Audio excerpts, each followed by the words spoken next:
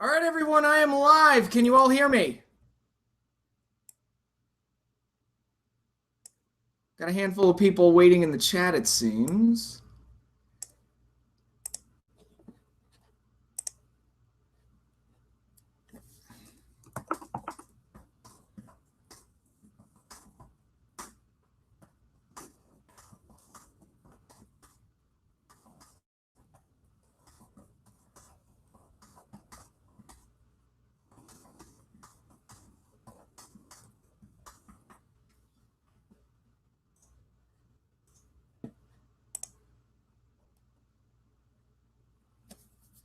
All right, Dragon Rider, welcome.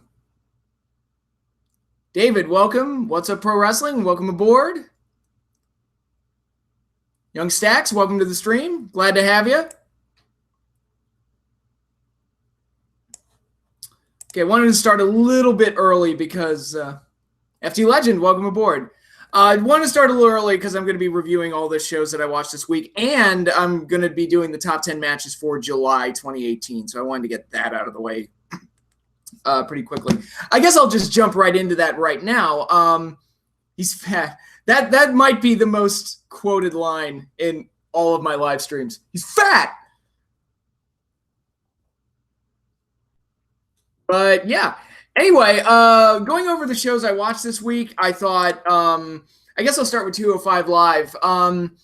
Yeah, the Buddy Murphy Mustafa Ali main event from a few weeks ago was really good and kind of got me back into watching 205 Live.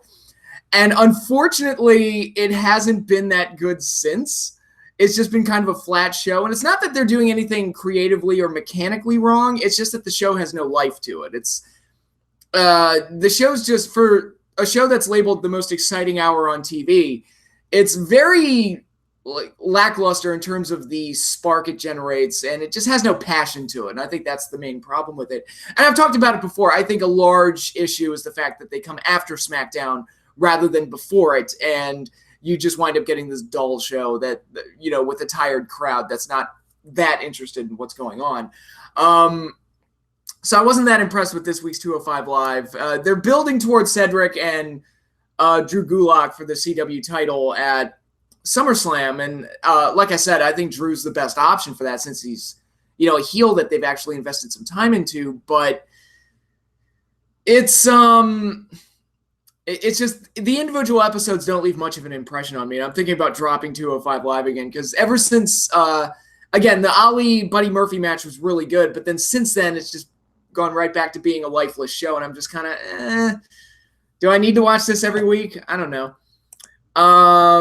So that was 205 Live. NXT was really good. I really enjoyed NXT, especially the build up to what I think is going to be the three-way main event at TakeOver, Aleister Black versus Tommaso Ciampa and Johnny Gargano. That match is all but official at this point with Ciampa, who is great as the heel champion already. And then when Black and Gargano came out to confront him, Black kicked Gargano in the face since it's his fault that Black lost the title last week. So really enjoyed all that stuff. I also thought Shayna Baszler and Candice LeRae had a pretty good match. One of the better women's matches I've seen from NXT in a while. So I enjoyed that. Aleister was reportedly injured at a live show last week. Well, damn. It also doesn't help that the cruiserweights, aside from Gulak, don't seem to have any real gimmicks. What are you talking about? There's the Lucha House Party. Aren't they great? I've only seen one episode of 205 Live, and that was because I was at a SmackDown taping in May 2017. How was it? I'll just ask you. What did you think of the episode that you were there for? But continuing along, I thought NXT was a pretty good show this week. And their tag team division seems to be coming along, too, with Heavy Machinery and the War Raiders stating their intentions to get into the tag title picture. You got Mustache Mountain versus Undisputed Era at the next TakeOver. And it looks like you've got War Raiders waiting in the wings. And then underneath them, you've got Heavy Machinery, you've got the Mighty, and you've got the Street Profits that are all getting involved. So the tag division looks like it's starting to heat up again. Did you hear Okada's line about Marty being being the elite? No, I didn't. What did Okada have to say? So yeah, I thought NXT was really good this week. I thought Lucha Underground was really good this week. A lot of really wacky and cool stuff. You did get for those of you that are fans of the more cinematic elements of Lucha Underground, you got some doozies this week, like Katrina threatening the Mac and leaving Big Rick's skull with the cigar in it in his locker. In canon, for those longtime viewers of Lucha Underground, Big Rick, formerly known as Ezekiel Jackson in WWECW, was the Mac's cousin, and Big Rick mysteriously disappeared in between seasons 1 and 2. I believe the only indication of what happened to him was that there was a webcomic for Lucha Underground that explained that Big Rick was killed by Mil Muertes, and his corpse was used to build Mil Muertes' throne that he sat in season 2. And we're finally getting that referenced on the show where Katrina put Big Rick's skull in the Mac's locker, and you knew it was Big Rick because he had a big cigar and an eye patch. And it was wacky, but it was pretty good. It was pretty great, and love that. And then you got Indiana Jones, or I should say Johnny Mundo. Indiana Johnny Mundo, would that be the way to go? And Taya breaking into the reptile tribe's lair and killing Vibora, which kind of disappointed me because I've become a bit of a Vibora mark lately. I'm like, no, he can't be dead. Don't kill Vibora. I hope there's some evil voodoo magic that brings Vibora back. Yes, Lucha Underground is so awesome. It's a wrestling show where I'm literally begging for evil voodoo magic to play a factor on the show. So, I mean, you got to love that. But match-wise, I thought the Trios title match was good. My only knock on the Trios title match is that it came right after the aforementioned Mac and Katrina segment, and Mac is in this match with Son of Havoc and Killshot taking on the Rabbit Tribe. Now, if I just found my cousin's skull in a locker, I'd be a little fucked up. And I wish that had played into the match a little bit where Mac was like distracted and kind of messed up because it's, he just found his cousin's skull in his locker. And they didn't really do that. He pretty much just worked the match as normal. And I was like, oh, I wish they had actually played that into the match a little bit, or just aired the skull segment after the Trios match, after Mac had wrestled. But it is what it is. We also got El Dragon Azteca Jr. saying he's going to defend the title, the Gift of the Gods title, up until Ultima Lucha, where he plans on cashing in. Okay. Sorry, I'm just keeping up on the... okay, it was okay. It was the Kendrick Tozawa Street Fight episode. I have no memory. I remember the Tozawa-Kendrick feud. I have no memory of that match. It'll be Okada versus Marty at All In, and he said something close to maybe Marty's last match before 205 Live. Oh, shit. Damn, shots fired. Yeah, Marty and Okada, that'll be a good match. That's an interesting pairing, but moving right along. I really enjoyed Lucha Underground this week. I thought it was a really fun show. Yeah, just good stuff. Just good stuff. It's just such an enjoyable show, and I like it so much. I'm glad that it's around. But I love the idea. The Worldwide Underground Reptile Tribe feud, I think, is going really well, and I love the idea of doing Mac versus Mil Muertes because I think there's some good stuff to do there. So, and I also saw Impact this week and thought it was an okay show. I thought the main event was great. It was Phoenix and Pentagon taking on OVE, and they had a wild tag team match, which had that spot where OVE took Pentagon and Phoenix's masks and tied them together at the back and kind of fucked them up. So that was good. I enjoyed that. Everything else was just kind of, it's all right. Kind of just moving along. Like Aries is still being a dick by beating up Santino Morella's student. Santino Morella's on the show, by the way. I'm going to the O2 next month in London. I'm getting in the mood for it by watching videos of fans booing Reigns. The boos in London maybe the boos in May in London for him were pretty loud. And it seemed to be getting louder everywhere he goes. Please watch Omega versus Ishii and Naito versus Ibushi from G1. Please, G1. I'm getting caught up on the G1 Climax. I'm going to talk about that in a little bit. We need more Scarlett Bordeaux on Impact. I agree. I think Scarlett Bordeaux is great. Not only is she smoking hot gorgeous, she plays the gimmick to such a degree that she's fantastic. I think she's great. And some people are getting offended, quote unquote, by her. It's like, oh, women's wrestling isn't supposed to accentuate the hotness and sexiness anymore. It's about real athleticism, blah, blah, blah. I'm like, doesn't that make her a great heel?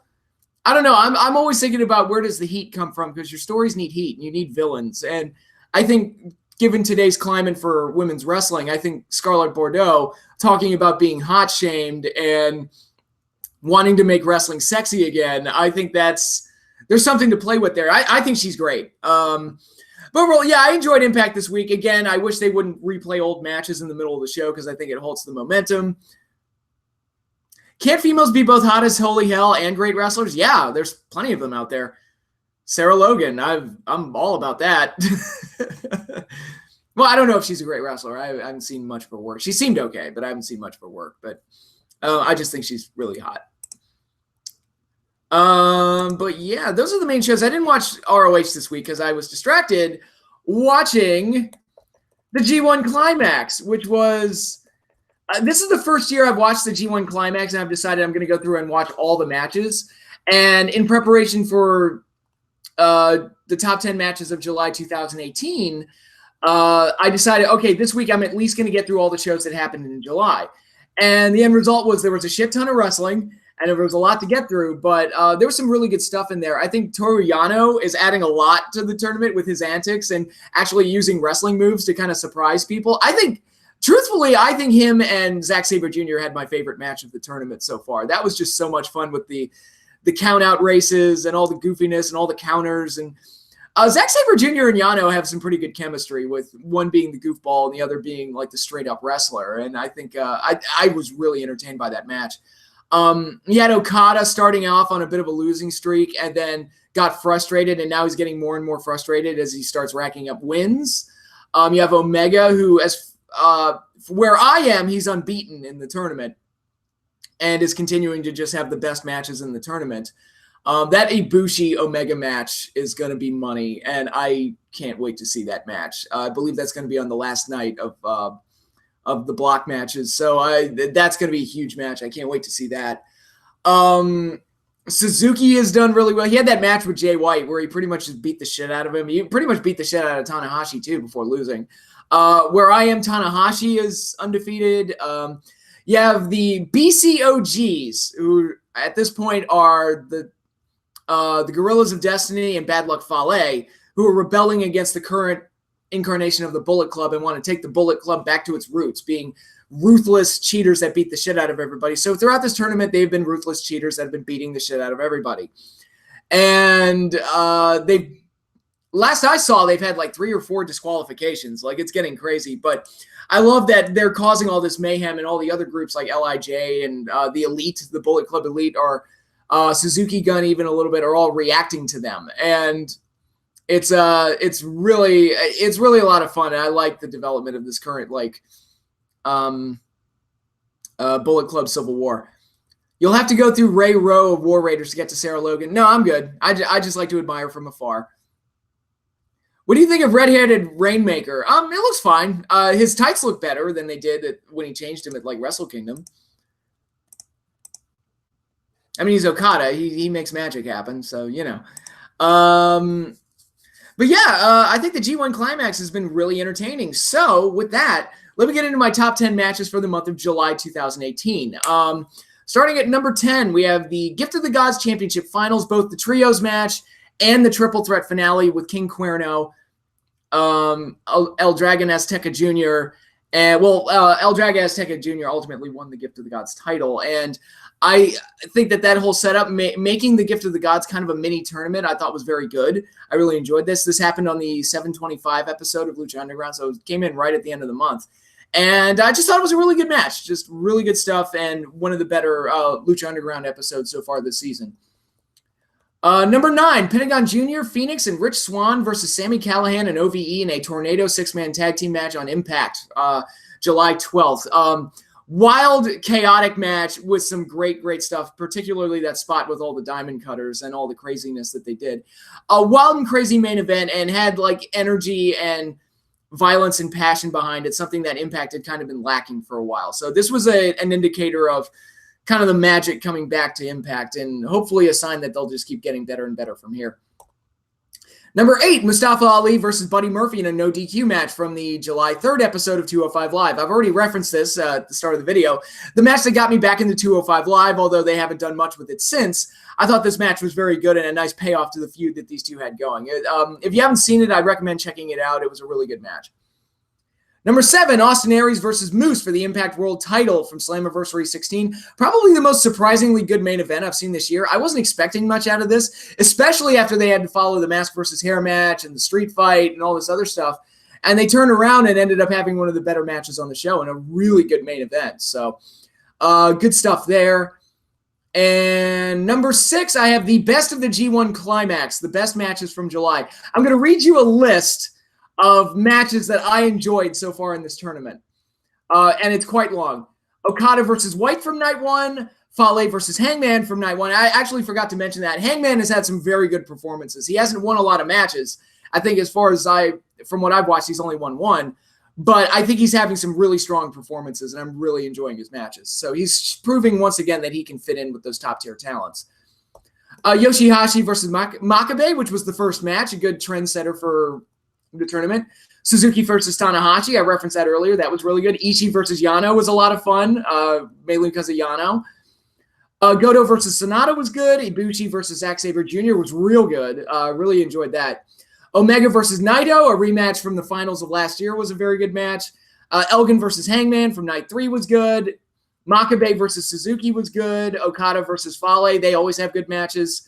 Tanahashi versus White was much better than the Wrestle Kingdom match. And another thing, Jay White is actually getting better. I wasn't that impressed with him early on, but I think he's getting more comfortable in his role and is doing well. That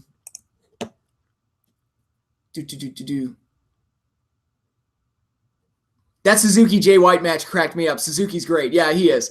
Young Bucks and Ibushi will be in a 6-man tag against Pentagon Phoenix and yeah, it's Bandito, I think it was, at All In. Yeah, I think that's the match, and that's gonna be a hell of a match. Continuing right along, I think I got up to, where did I get up to? See, I've already lost my place. Tanahashi and White, I think is where I left off. Okay. Sonata versus Tonga, I enjoyed. Yano versus Zack Sabre Jr., already referenced that. Might be my favorite match of the tournament so far. Ibushi versus Juice was good. Naito versus Ishii was good. Omega versus Goto was real good. White versus Elgin was good.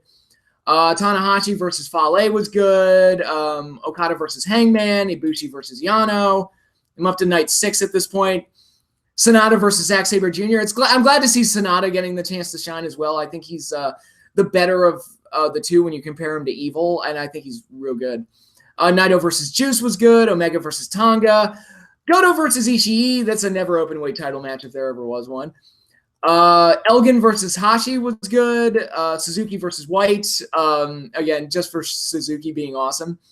Okada versus Makabe was real good. I really like the finish as well and how they set up the finish to that match. Naito versus Tonga was good. Zack Sabre Jr. versus Ishii was damn good. Hard-hitting, crazy match. Sonata versus Ibushi was good. Elgin versus Suzuki I enjoyed. Tanahashi versus Makabe was solid. Okada versus Yoshi looked like it was primed to have a huge upset with Yoshi defeating Okada. Didn't happen, but it was still exciting while it lasted. Yano versus Juice was pretty good, especially all the antics they did with the turnbuckle pads. I really enjoyed that. Ibushi versus Ishii was very, very good. Ibushi continues to look like a star. Omega versus Sonata was good. Tanahashi versus Yoshi was good. And Okada versus Elgin from night 11 was really damn good. So a lot of matches I've enjoyed from the best from the G1 Climax so far. So a lot of good stuff in July. And there were so many good matches, I decided to just list them all. Yes, I agree. The finish to Juice versus Zack Sabre Jr. was real good. All right, continuing on with the top 10 list, we've got Dalton Castle versus Jay Lethal versus Cody versus Matt Taven in a fatal 4-way match for the Ring of Honor World title from the July 20th episode of Ring of Honor. It was taped much earlier. It was taped at the end of June, like right after Best of the World, but I didn't get to see it until the end of July, so that's how it is. Very good main event, and it featured the title change with Jay Lethal defeating Dalton Castle to become the Ring of Honor World Champion. All 4 guys look great in this match. Matt Taven's getting better and better by the day. Cody's Cody. He's a star, and Lethal is Lethal. He's a star. That double lethal injection spot was insane. And Castle, despite injury, held his own in the match and put over Jay Lethal. So good stuff all around there. Number 4, the match that got 5 stars from Dave Meltzer, like that means anything. Mustache Mountain versus the Undisputed Era for the NXT Tag Team titles from the July 11th episode of NXT. Very good tag match. They took the ending from Bob Backlund and Bret Hart at Survivor Series 1994 with the towel throwing in and Trent Seven being in that submission hold forever and ever in a day. Really good stuff towards the end, and I thought it came off really well, and just another sign of how great tag team wrestling can be when you actually invest in it and just let them make magic. And we're getting a rematch at the next TakeOver, so here's hoping they're able to do something well with that. Number 3, Aleister Black versus Tommaso Ciampa for the NXT title from the July 25th episode of NXT. Excellent title match with a shocking title change, because that almost it very rarely happens on NXT TV where there's an NXT title change. So very good stuff. I thought it was a very exciting match, and I'm happy to report that Tommaso Ciampa won the title, which made me happy because I'm a very heel-centric guy, and I think a lot can be gained from Ciampa being the champion moving forward for NXT, because I think he's just outstanding. Number 2 on my list, Kenny Omega versus Cody for the IWGP World title from the New Japan G1 special in San Francisco. Main event of the San Francisco show, excellent match and a nice closer to the Bullet Club civil war that had been brewing between Cody and Omega. This is their big rematch. They had the first match WrestleMania weekend, which I love that match as well.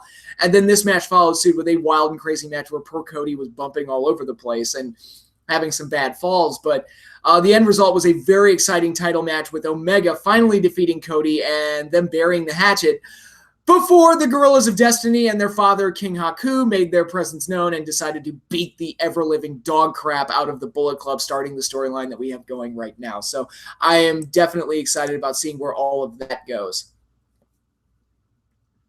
How do you think Chris Benoit would have done in a G1? I would think he would have fit in perfectly earlier on in his career. Later on, when his body was beat up and he was, homicidal, probably wouldn't have done as well to constantly get beat up like that. But younger in his career, yeah, I think he would have done quite well. Since they've started doing takeovers, there have only been 3 title changes on TV, and this was the first NXT title change on TV. Well, there you go. Yeah, extremely rare. And my match of the month, for the first time since I've been doing top 10 match, I believe this is the first time. I could be wrong. For the first time since I started doing top 10 lists, the number 1 match of the month is going to go to an Impact Wrestling /TNA/GFW match. Pentagon Jr. versus Sami Callihan in a mask versus hair match at Slammiversary. A wild hardcore match, a violent hardcore match. Excellent stuff. And no, this match did not happen in Lucha Underground. It happened in Impact, and it was great. They stole the show that night. Excellent match, and that match alone made the pay-per-view worth it for me. Fortunately, the rest of the show was really good as well, but really, really good stuff. Excellent match, and my pick for match of the month. Now, what am I going to pick for brand of the month? Here's what I'm going to do for brand of the month. I'm not going to assign a brand of the month. I'm going to sit here and say thank you to New Japan Pro Wrestling, Impact Wrestling, believe it or not, NXT, ROH, and Lucha Underground. Thank you, all of you, for existing.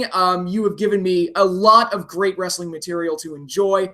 All of you are different and have your own identities, and I enjoy watching all of your shows for different reasons. And you are keeping the art form alive for me as someone who has completely rejected Raw and SmackDown and just refused to watch it anymore. NXT is the only reason I give, well, that and the WWE Network with their extensive pay-per-view library, but NXT is really the only reason I give WWE the time of day anymore. ROH is great and is doing some exciting things. Lucha Underground continues to be exciting and ridiculous and awesome.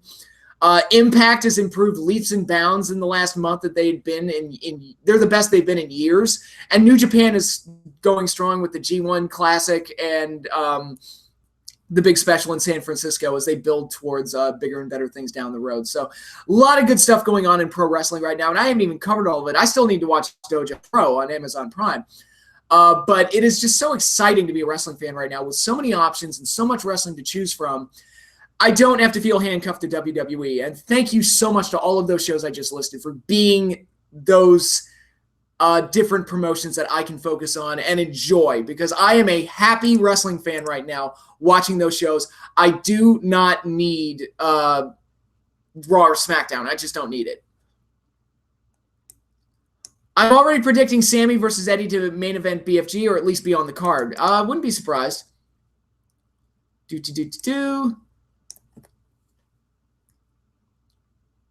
First NXT Championship change on the WWE Network. Were some title changes pre-network on the show? I didn't start watching NXT until the first takeover. Liv Morgan or Sarah Logan in looks? I'd go Sarah Logan. It's the dark hair. I love dark hair. Tickets for G1 Supercard at MSG come out this week, and I'm nervous as holy hell. I need to get tickets to that show. Thanks for telling me, because I am totally going to get tickets. I need to get tickets to that show. I have a friend up in New York, and I have some friends down here in Maryland that want to go see it. So it might be like a huge contingent of my buddies. Okay, so I think I got through everything, all my top 10s. I think we're good, so I can erase. Oh, one more thing I wanted to touch up on before I do that, just to show how hard it was to make a top 10 for the month of July and to show how much I'm enjoying all the other shows. Here are all the runners-up that didn't make the cut. Matt Taven versus Ultimo Guerrero from the July 1st episode of Ring of Honor. Phoenix versus Rich Swann from the July 5th episode of Impact Wrestling. Young Bucks versus LIJ from the G1 special in San Francisco. Hiromu Takahashi versus Dragon Lee in the G1 special from San Francisco. Jay White versus Juice Robinson from the G1 special in San Francisco. Bully Ray versus Cheeseburger in a no DQ match from the July 6th episode of ROH. The Mac versus Son of Havoc versus Killshot for an Aztec medallion from the 7-Eleven episode of Lucha Underground. Cage versus Mil Muertes for an Aztec medallion on 7-Eleven. Johnny Impact versus Petey Williams versus Taiji Ishimori versus Phoenix in a fatal four-way at Slammiversary 16. And LAX versus the OGs in a 51-50 street fight also from Slammiversary 16. So there were a lot of good matches this month, and it was very hard for me to narrow it down. Very hard for me to narrow it down to just 10. So let me just go ahead and delete all this. Now I can start getting ready for August. Yeah, this was a loaded month, and I enjoyed a lot of wrestling. And again, I didn't watch any Raw or SmackDown. What went wrong? Mr. Perfect in WWE in 2002. They didn't push him, and then he got fired after the plane ride from hell. Will wrestling be around 100 years from now? I have no idea. I mean, I won't be here, so it doesn't matter. Cena sucks. Cena sucks. Mehmet Tank does. I'm not sure how to pronounce it, but yes, Cena does suck. I don't like her on this channel. So, with all of that said, now that we've gotten all that out of the way, let's jump into the Clash of Champions. And I am really excited for today's episodes, Clash of Champions 21 and Saturday Night's Main Event 22. For the Clash, we're getting if memory serves me right, we're getting a really good tag team title match as the main event of the show. And we're also getting a Sting versus Rick Rude tournament match. And all of this is being done in preparation for Starrcade 92. So I expect another pretty damn good Clash of the Champions. The undercard might be a little weak, but I think the Sting and Rude match and the tag title match are going to be great. And I'm looking forward to that. Reliving that because I've already seen them before. So if you're following along in the WWE Network, you're going to want to go to Vault. Clash of the Champions, 1992. It will be the last one of 92, November 18th, 1992. And I'll give you a few minutes to get there. All right. Let me go get something real quick.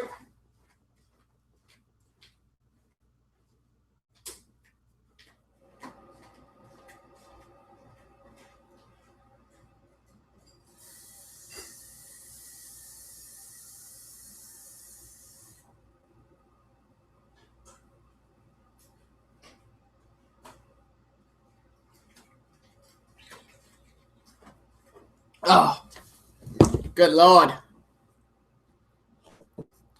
If Montreal never happened, what do you think Bret Hart's Mania 14 match would have been? Well, even if Montreal didn't happen, Bret was leaving anyway. So I'll take the question as if Bret didn't leave in 97. Probably would have been like some kind of like, probably Triple H, actually, now that I think about it. Probably would have been Bret versus Triple H. Rumor has it Matt Hardy may retire soon. Well, I mean, that's why he's been doing the broken Matt Hardy stuff, because it's like his body can't take, jumping off of ladders anymore. So it's, he's had a great career. And it was nice. It was really cool to see him completely reinvent himself towards the end.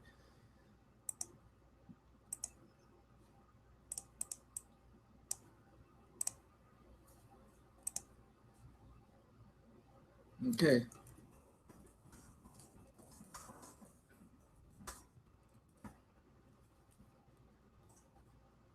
Yeah, we're actually we're getting close to the end here on these live streams for Clash of the Champions and Saturday Night's Main Event. We're getting close, especially with Saturday Night's Main Event. We're getting towards the end of the the NBC era. I mean, we're only got we got to finish up 89 and 90. Then there's only one Saturday Night's Main Event in 1991, And then that's the end of the NBC era for Saturday Night's Main Event. I've heard somewhere it would have been Brett and Austin at 14 with Brett putting Austin over. I've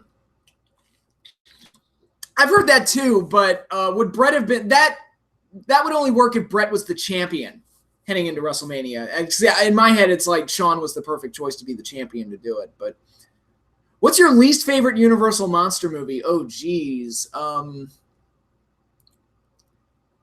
I really wasn't a big fan of Son of Dracula. I heard the Sergeant Slaughter Iraq story is what got them kicked off NBC. I don't know how true that is, but are you going to do the Saturday Night's Main Events in the 2000s? Yes. Yes, I am going to do those against my better judgment because I remember those shows being terrible. The first one that they did in 2006, I remember being okay, or at least not terrible. And then the rest of them I remember being garbage. Is that a fair assessment?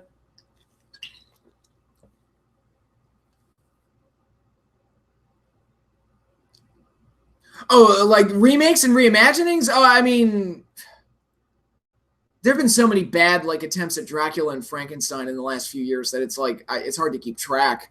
The last Mummy movies killed the entire dark universe that they had going, so it's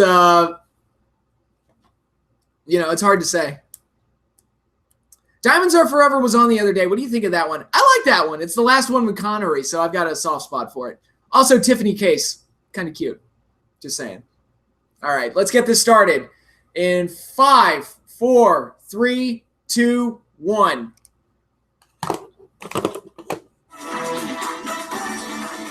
SummerSlam, guys, August 19th. It's going to be great.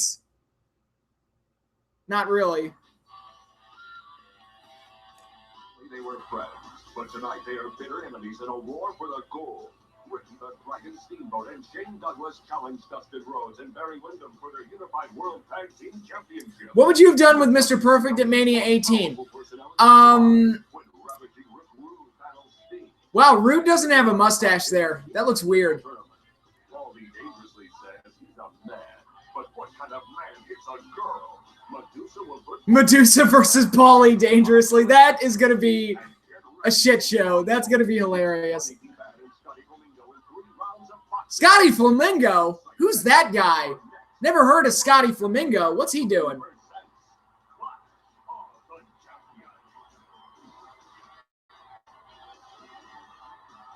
Can't judge what you won't even watch, though. It'd probably be not so good. But my whole thing, and that's true. I can't judge the show. I can only say that I have no interest in it. I just don't care. Presented in the most complete form possible due to original production technical difficulties. Ooh. By the way, how cool is it that Jesse Ventura, we're at a point in both the Clash and Saturday Night's Main Event where Jesse Ventura is commentating both shows. Oh, Perfect at Mania 18. I think I did a rebooking WrestleMania back in the old days of this channel, where I said I'd put him up against Edge for the IC title.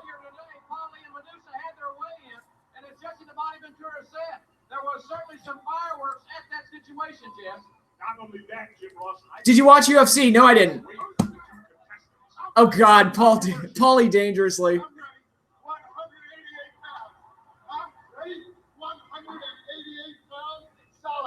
Check it out. You see Paulie dangerously weighed in at 188 pounds. No, they said 192. Oh my God. Oh, look at that body. Well, he's got everybody called Paulie the body. Paul Heyman and his skivvies. That's not something I needed to see.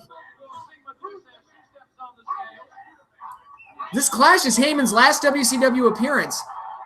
And there's Madusa. Oh, she went right after him. Look at that. Madusa, like Alundra Blaze, whatever you want to call her, she is a tough chick. Like, she's one that's like, I wouldn't want to cross her. Okay, Jim, thank you very much. Why so serious? I can't believe that movie's over 10 years old. God, I'm so old. And now we start a new era. We're ready for some high-impact action of World Championship Wrestling tonight. I'm certainly proud to be a part of it, and on behalf of Turner Broadcasting and World Championship Wrestling, we want to thank Madusa was pretty hot. I used to remember thinking that she was hot back in the day. a lot of very controversial situations. I typically don't like blondes as much, but you know. Thanks very much. Also, on the other side of the Mega Coliseum, the other locker room, I don't know about you, but I got my scars in a botched surgery. WCW Power Outreach every Saturday. Teddy Long standing by with a co-host of the main event on Sundays, Michael P.S. Hayes. Take it away, guys. Michael P.S. Hayes, getting ready for his role as Doc Hendricks as an announcer. How, like, that's one of those things. How insane is Vince McMahon? He gets Michael P.S. Hayes and then decides to call him Doc Hendricks. I mean, that's one of those things. Like, Vince, why even get the guy if you're not going to take advantage of the fact that people know who he is? Like, I don't understand that. Which Batman was better, 89 or The Dark Knight? I love both movies. Let me just make that clear. I do love both movies. I think Dark Knight is the better movie, but I prefer Michael Keaton as Batman, if that makes any sense.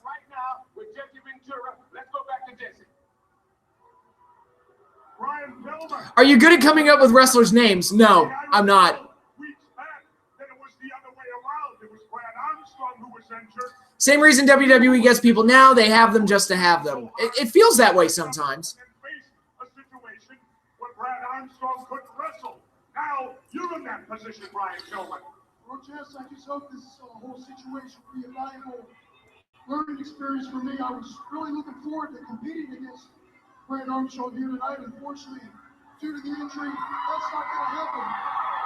I guess now that the shoes on the other foot, I finally realized. Oh, here comes Brad Armstrong. The guy that Isn't that a name that just screams white meat babyface? when you didn't get an opportunity to defend your title against me, Brad, and it really hurts me to know how foolish I was and the actions I took and the way I carried on. And what I'd like to say to you right now, Brad, is I'd like to take this time and make a public apology to you right here on national TV because I admit I was wrong. You've got every right to be upset and mad. I don't blame you one bit. Any consolation, Brad. If it'll make you feel any better, go ahead and slap it. Brad Armstrong, I mean, he's hurt. How do you feel about it? Oh! Can't trust the loose cannon. What are you doing? My God! He wasn't hurt. Disqualified. You can't disqualify me. The match hasn't started yet. You want to wrestle Armstrong? Come on, let's get it on. God, Flying Brian's a jerk. Would you say the best of 7 series was the Benoit Booker series for the TV title? What other best of 7 series are there? I can't think of any other ones. I mean, there was that second attempt in WWE at a Booker Benoit series, but then Booker got hurt and kind of ruined the whole thing. Brad Armstrong, the man of 1,000 mask gimmicks. Did you hear McGregor is fighting again in October? I did hear that. That's not a lot of time to train. That's a little quick.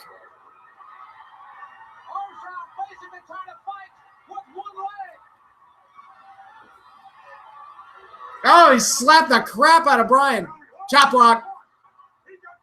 Clipped him in the leg.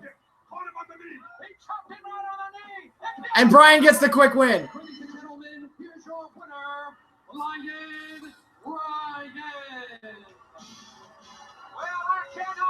Dick.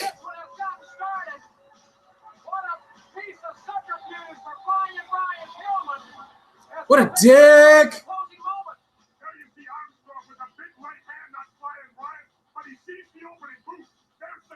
What do you think when people say everyone should be in WWE or everyone should want to go to WWE?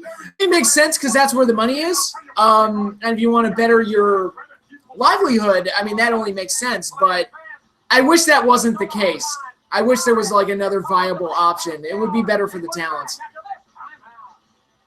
Flying Brian seems like he'd be crazy enough to have a gun, right? Paulie's last words next.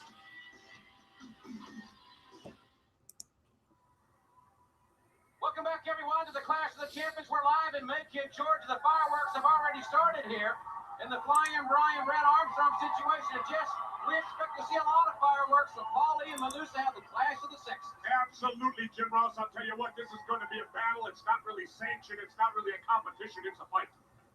Fans, both these people are really wanting to settle this score. We're going to hear from Paulie Dangerous in just a few more moments, but we want to take you back now and show you how this whole situation got started. It really peaked at Halloween Havoc. Here's the story. The conflict between Paulie Dangerously and Madusa had only been a war of words until Halloween Havoc on October 25th. It was then Paulie's tirade was too much for Madusa to take. How do you think WWE, how different do you think WWF would have been if Macho Man actually did go into baseball instead of wrestling? I mean, we would have missed out on some of the best material from the 80s, for sure.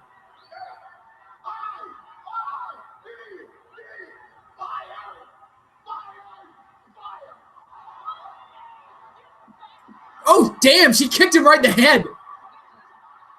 And Vader's all like, I don't want none of this. Vader and Harley Race are like, let's get the fuck out of here. Let her go. For tonight's clash of the sexes, Madusa has put in many hours of training. Does she have to train to beat up Paulie Dangerous? I feel like that'd be an easy match for her. Paulie, I've had enough of you for the last year. You've demeaned me. Now I'm going to embarrass you. When I get through with you, everyone's going to call you. Yeah, Vader was just like, I'm getting the fuck out of here. Said, nope, just let her go. Has gone through a training regimen of his own, as he and other members of his Dangerous Alliance held a public workout this past weekend. Ooh, he does the clap push-ups. Maybe Paulie's not in as bad a shape as I thought.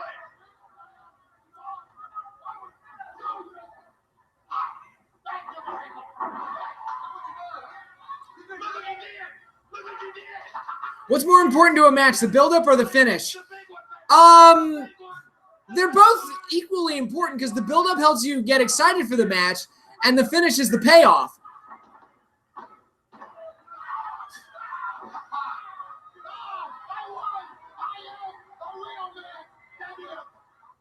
Immediately after the workout, Paulie confronted Madusa, and after berating her again, he found himself in the same position that he will be in tonight, alone. It's not your fault. It's okay, I got her. It's not your fault. It's a little strong. It's not your fault that you're so stupid that you think you can take out a real man like Paulie Dangerously. It's not. Dude, she's like 2 inches taller than you. You think you can beat up a man? It's not your fault you're that stupid. It's genetics. You were born stupid. You're just a woman. Paulie's such a dick. My father's pride and joy. Unlike you. Would you say NXT as it is now is the best it's ever been? I don't know if it's the best it's ever been, but it's very good right now. But not quite. I know what you're thinking, Madusa. Talking about Armstrong, I've started noticing those guns on you. Does it show? See, that's the thing. Like, yes, I have been working out. It doesn't look that different to me, but everyone says like it's obvious. So. A real man like Paulie Dangerously. How many nights did you call me from Rick Rude's room saying, Paulie, I want to be with a real man like you, but you will never have me. You will Wow, what an ass. Paulie Dangerously, like I wouldn't lie to myself. To be with something like you, a woman, nothing but a woman, that I hate your filthy, stupid, what are you gonna do? Nothing. What did you take one step towards me? God, the rest of the Dangerous Alliance is like, yeah, we're not. This is getting awkward. We're not. Jim Ross looks like, what the hell have I gotten myself into?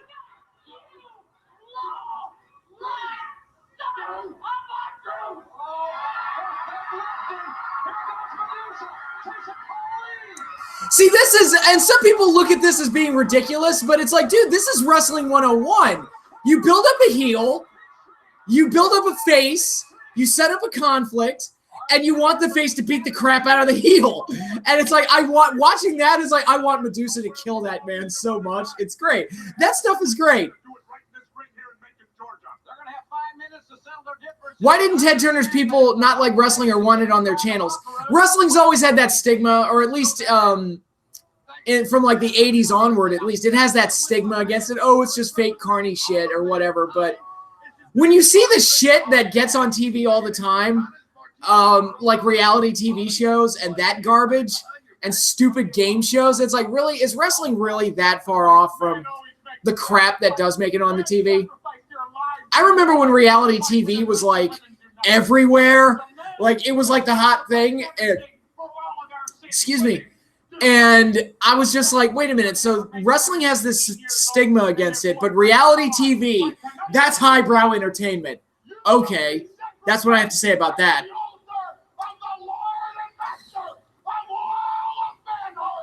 The Lord and Master of all of manhood. That's hilarious.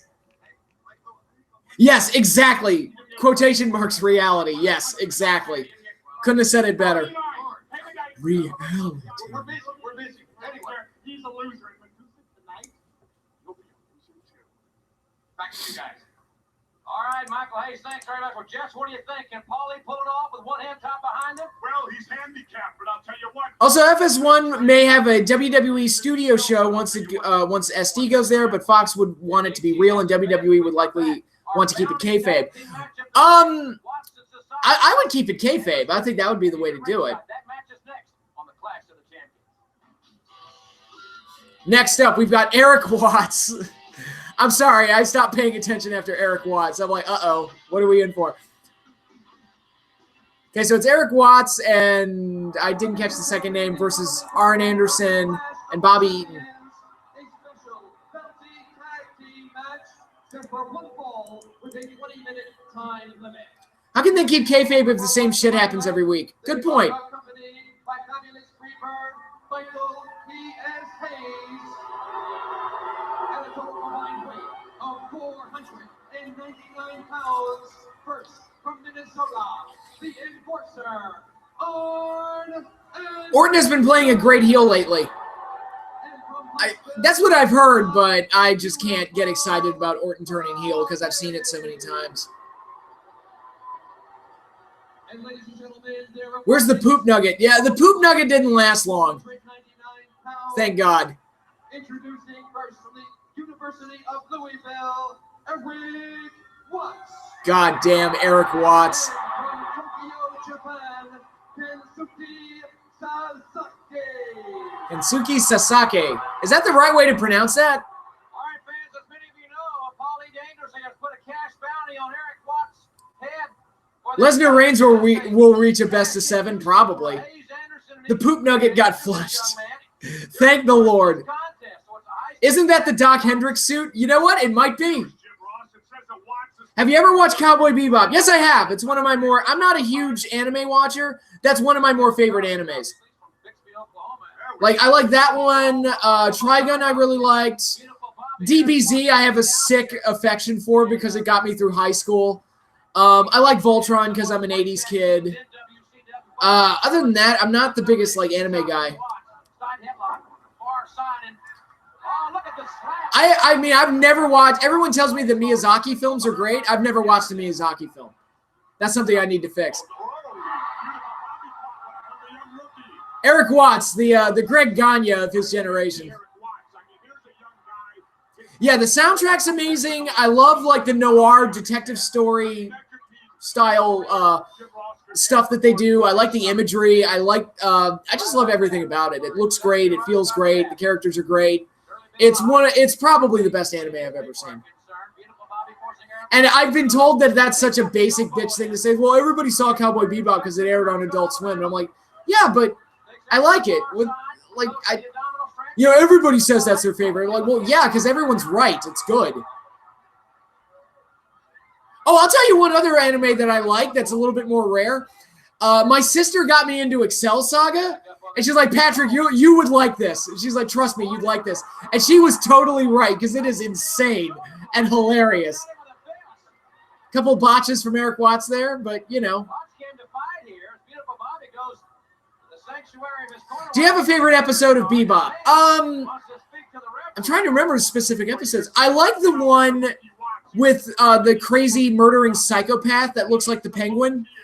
I don't remember like the name of the episode, but I really like that one. For comedy purposes, the mushroom episode was a really good one too. I think it was when they all got high on mushrooms. I think that one was pretty good too. Who was worse, Eric Watts or David Flair? Oh God. I'm going to say Eric Watts because David, at least the stuff he did with Crowbar and Daphne, he became a better character. Eric Watts was never good. Piero Le Fou and Mushroom Samba. Okay, there you go. Those are my 2 favorite episodes of Cowboy Bebop. I like the movie too, even though it's the problem the movie had is the same problem that the Trigun movie had, where it takes place in the middle of the show, so there's no drama. It's like, well, I know none of the characters are going to die, so yeah. And so it had that problem, but it was still entertaining overall. I still need to see Evangelion. People tell me, it's like, Patrick, you would love that show. It's got giant monsters in it. Dropkick by Sasaki. And beautiful Bobby has not been extremely productive here offensively in the early going. Well, Sasaki flipped over and broke that with his feet. Got up The Mutant Lobster in the Back Fridge. Oh, yeah, I remember that one. That one, yeah, that was a good one. I remember that one. You would love that show, trust me. Yeah, everyone tells me that. I guess I can bring this up now. I plan on watching Evangelion because it's going to be part of my kaiju movie reviews, even though it's technically not a movie.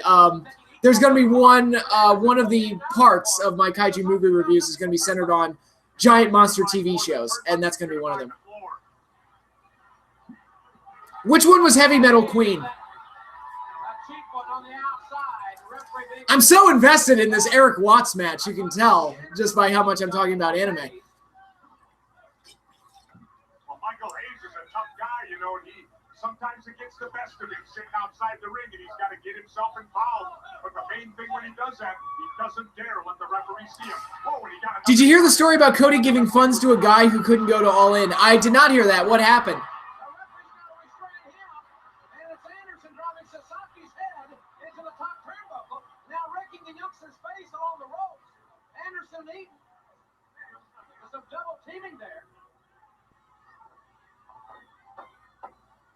With the arm bar. Heavy Metal Queen was the episode with the space truckers. Okay. Left knee. Well, it's heavily taped, very, very heavily taped. He misses a clothesline. Oh, Power Slam.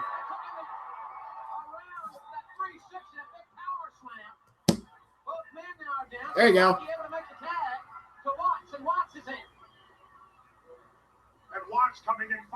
A guy bought a ticket to All In, but apparently didn't have enough money to travel to the show, so Cody and the Bucks gave him the money he needed to go to the show. That was nice. That was nice of them.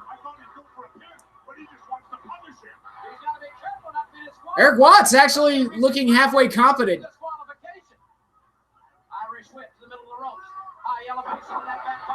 I wonder where Eric Watts is now. Because, you know, as hard as I'm being on him right now, he's one of those guys I kind of felt sorry for because it's like he got thrust into the spotlight because of who his dad was. What the hell was that? It was like a fireman's carry off of an Irish whip. It looked really weird. Watts has been training with Hiro Matsuda, the NWA champion, Masahiro Chono, and Sasaki. Working on his submission move. Here comes Bobby. Oh, Eric caught him with a shot on the way down. What's Eric doing? Does he know which leg he wants to lock on? STF. Okay, here's something for you. Here's something for you. Eric Watts does an STF better than John Cena. Just wanted to throw that out there. Eric goddamn Watts does a better STF than John Cena. He's hanging out with David Flair, David Sammartino, and Shaw Guerrero. Oh, shit.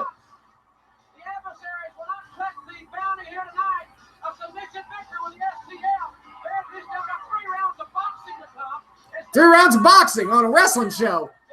This is goddamn ridiculous.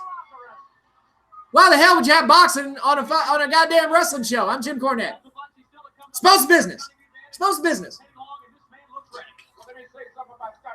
Johnny be bad.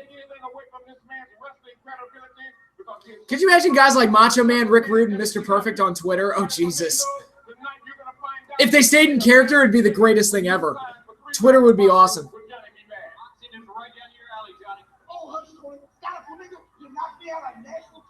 With a roll of coins, you weren't man enough to do it with your fist. But tonight, we've got 3 rounds of boxing, and I'll tell you something. Today is my day. Tonight is my night. I'm here to fight, so I'll go tonight because I will. Knocked him out with a roll of coins. That actually works, by the way. You can do some damage with like a roll of like if you're holding a roll of quarters when you punch somebody, it actually does make it hurt more. I mean, it's basic physics, you know. What's the equation? Like mass times velocity equals force. If you greater mass with roughly the same velocity, greater force. I want to see Macho Man and Tommaso Ciampa having a Twitter battle. I don't know if that's almost too perfect for this world. Tony Schiavone standing by in the locker room with Scotty Flamingo. Okay, thanks very much. There's Vinny Vegas and Diamond Dallas Page. God, look at this trip. Okay, you've got Diesel, DDP, and Raven all wearing pink, and Raven's in boxing gloves. It's a weird time. What about Macho Man and Scott Steiner? Oh boy, is Scott Steiner on Twitter? Scotty Flamingo? Yes, that's Raven. Too much time, too much money for my boy to lose. They're in here from the sands. They're in here from the. They're in here from the. They're in here from everywhere. I'm sorry, I'm very excited. Early '90s WCW. Yep. You know, they say Bobby had it. You know, they say Jerry Cooney had it. You know, they say Tommy Morrison's got it. Tommy Morrison. There's a name out of the past. Rocky V co-star Tommy Morrison. Look who's kneeling down next to him. Maybe you've seen this promoter before. He's a personal friend of ours, eh? And he ain't here wishing him well. No, he's talking pay-per-view. Critic Bo? Hey, I don't know. Tonight, here in Macon, hey, my man might be outgunned. He might be outboxed. But the Vegas connection, Scotty Flamingo, never outfoxed. We're ready to go with 3 rounds of boxing. Let's go to the. Is it wrong to say that I'm a Vinny Vegas, Mark? Is that wrong? On TBS, will consist of 3 2-minute rounds of boxing with 1-minute rest periods between rounds. We want wrestling. We want wrestling. We want wrestling. We want wrestling. Johnny B. Bad, he was so over. Like I remember, like how like among WCW fans, like he was really well liked. And the kids loved him. Who is the hottie in the bathing suit standing next to the referee? Hello. How you doing, lady? I have a friend who says he likes the fight in Rocky V, but nothing else. He's not the only one. A lot of people feel that way. As we go back up to Gary Michael. Hello, nurse.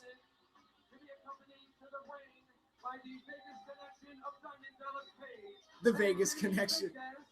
From Palm Beach, Florida, weighing 235 pounds, Scotty Flamingo. Okay, get this. Future WCW World Champion DDP. Future ECW Champion Raven. Future WWE and WCW Champion Kevin Nash. All together. It's a good mix of talent. Hey, I'll tell you what, at 75 to 1 odds, that's the kind of money where Raven would also go on to be a U.S. champion for WCW. Diamond Dallas Page would also be a U.S. champion, I believe. Kevin Nash would be an IC champion and a tag champion for the WWF. Just never know. Raven would be the NWA World Champion while he was in TNA. You know who it is, and I know who it is. Oh, honey, that is nice. I like that.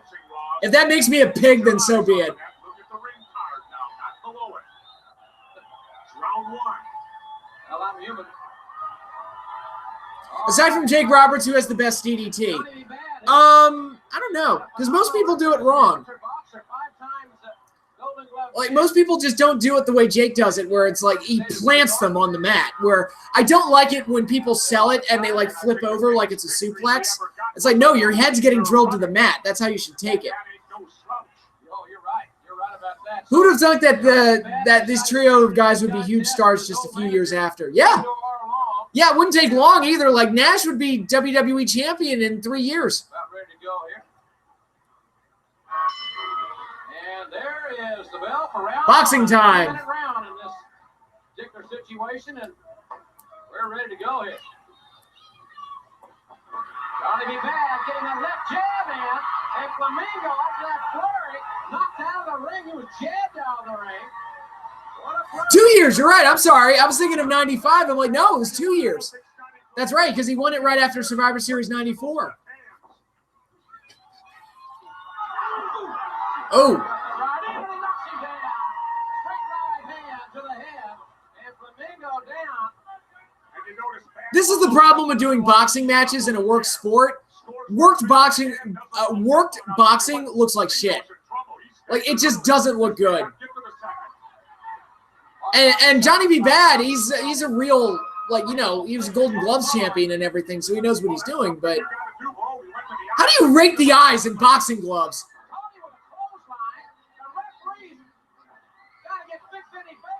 How do you distract the referee in a boxing match? How does that happen? Brawl for All. Well, the problem with Brawl for All was that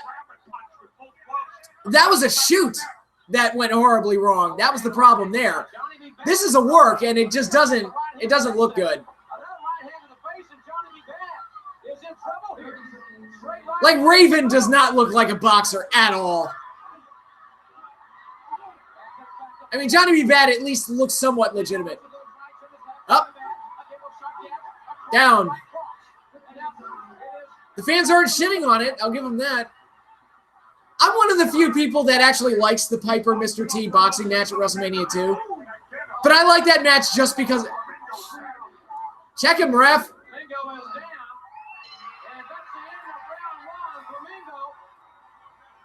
Well, what was that? Didn't the Street Fighter cartoon have a moment where Balrog, where Balrog, was that the name of the guy, the boxer guy?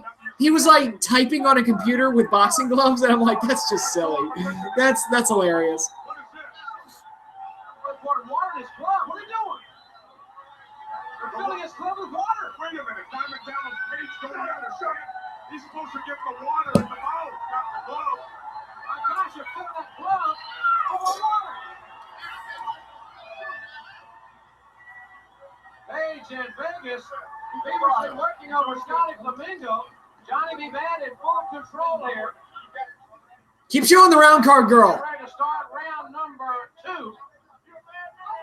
I think Meltzer gave that match like -4 stars for what it's worth. Yeah, I'm sure he did. I only liked the WrestleMania 2 boxing match. I enjoy that match because of Piper being Piper. I like Piper's great in it, and I just enjoy his antics. I don't know if Flamingo could get out of the corner. I don't know if he can get off the stool. Ibushi did a very nice callback to a former New Japan wrestler in his G1 match from Naito. I was happy to see it. That's cool. Yeah, next week I'm going to get caught up on the August G1 shows that I haven't seen yet. I'm only up through night 11.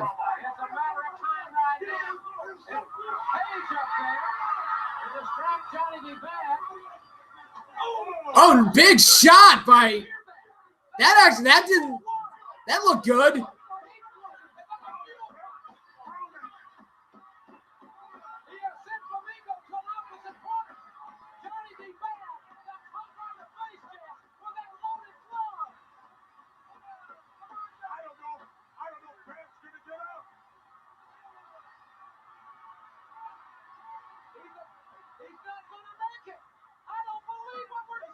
Scotty Flamingo wins.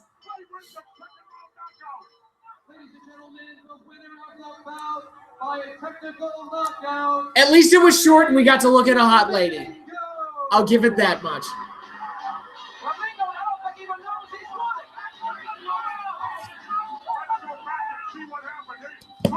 Oh, that last shot actually looked good. What about him? What about Flamingo?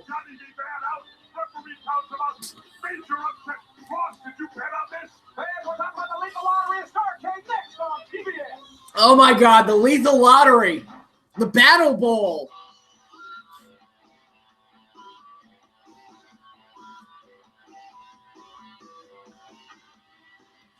the thing. The Battle Bowl concept is not bad. It just feels weird that they would use that concept for Starrcade, which is supposed to be like their WrestleMania.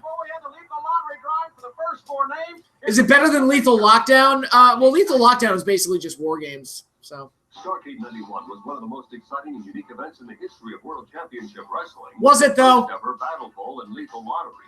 Battle Bowl is a 16-man battle royal, but to advance there, WCW's top athletes have to compete in tag team matches based on the Lethal Lottery. Random drawings are held and partners assigned based on the luck of the draw.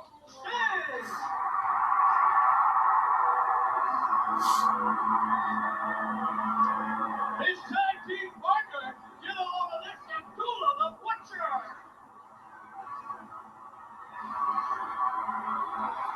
hi, Abby.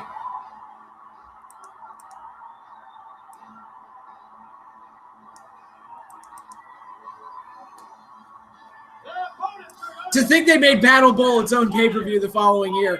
I mean, that's better than wasting Starrcade for it. The athletes have to function as a team to win their match and advance. This made for some unique combinations and exciting matchups in last year's Starrcade.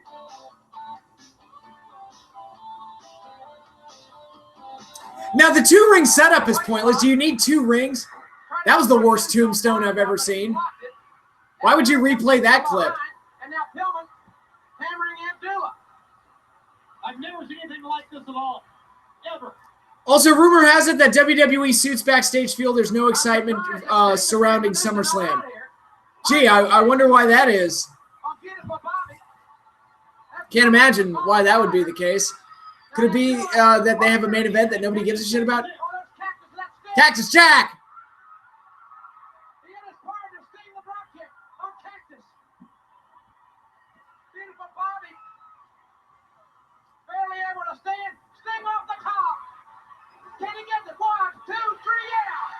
Ladies and gentlemen, the winners of the match advancing to Battle Bowl, Abdullah the Butcher and Stu. Once all tag matches are completed as dictated by the random drawing, the winners compete in Battle Bowl, a 16-man battle royal, where over the top of the rope to the floor means elimination. But why do you have two rings for it? That's for 16 men. That seems like overkill. WCW's best and became the first ever Battle Bowl champion. Starrcade 92 Battle Bowl will be held in Atlanta's Omni on pay-per-view Monday, December 28th. But the drama and suspense surrounding Lethal Lottery begins now, with the first drawing to determine the first four names that will make Scapegoat Reigns. Anything wrong, blame him. I don't blame Reigns. I just blame WWE Creative. It's not, I actually feel sorry for Reigns. It's not, because here's the thing, he's not that bad of a worker, I don't think. And he's more tolerable than Cena. It's just, he's basically been set up to fail by trying to recreate John Cena. Cactus Jack. Who will Cactus Jack's partner be? Johnny B. Bad. Cactus Jack and Johnny B. Bad. There's a weird-ass team for you. Johnny B. Bad will be the first team at Starrcade. Dangerous Dan Spivey. They will face Dangerous Dan Spivey, and who will Spivey's partner be? Heavy Metal Van Hammer. Wow! Van Hammer still had a job at this point? That's amazing. I'm a dick. The rest of the lineup will happen that night. Thank you. WWE paying the fans to cheer Reigns is hashtag fake news. I don't know if it's true or not. I don't really care. I'm not watching the show anyway, so it doesn't matter. Slam Jam 1, the greatest wrestling album ever. Oh, God. No, thank you. Have you seen Wrestlers vs. Zombies featuring Kurt Angle and Matt Hardy? I have not, but that sounds intriguing.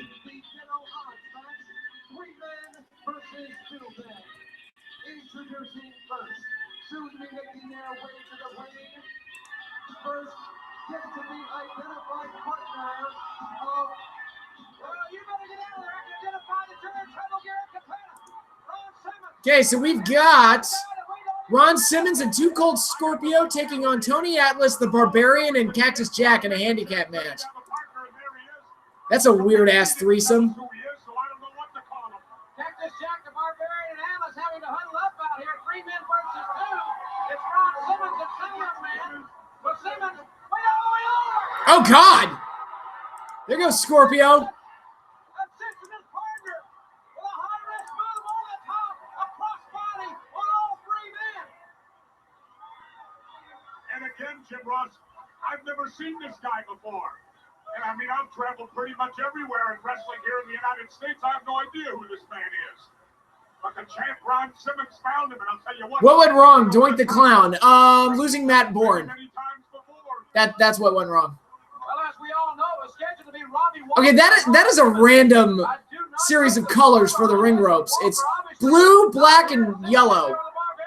That, oh, God, look at Simmons and Barbarian slugging the hell out of each other. It's a slobber knocker. That's not Tony Atlas. That's Saba Simba. Drop kick by Ron Simmons. Look at Ron. Look at this. Spine buster. How many people played the Doink character? A lot. My favorite one is the story behind Chris Jericho as Doink and running into Shawn Michaels backstage. For those of you who've heard that story. Here's the tag. What are you going to call it, Jim? I really don't know. I don't know his name. Ron Simmons' partner, I guess. Sounds good to me. Oh, was this Scorpio's debut? Because they're acting like they don't know who he is. This is a situation 3 men versus 2 that Simmons won. Okay, so Chris Jericho on an episode of Raw dressed up as Doink to attack William Regal, I believe it was. Like he dressed up as Doink and he snuck in there and attacked Regal as Doink. Bots moonsault by Scorpio.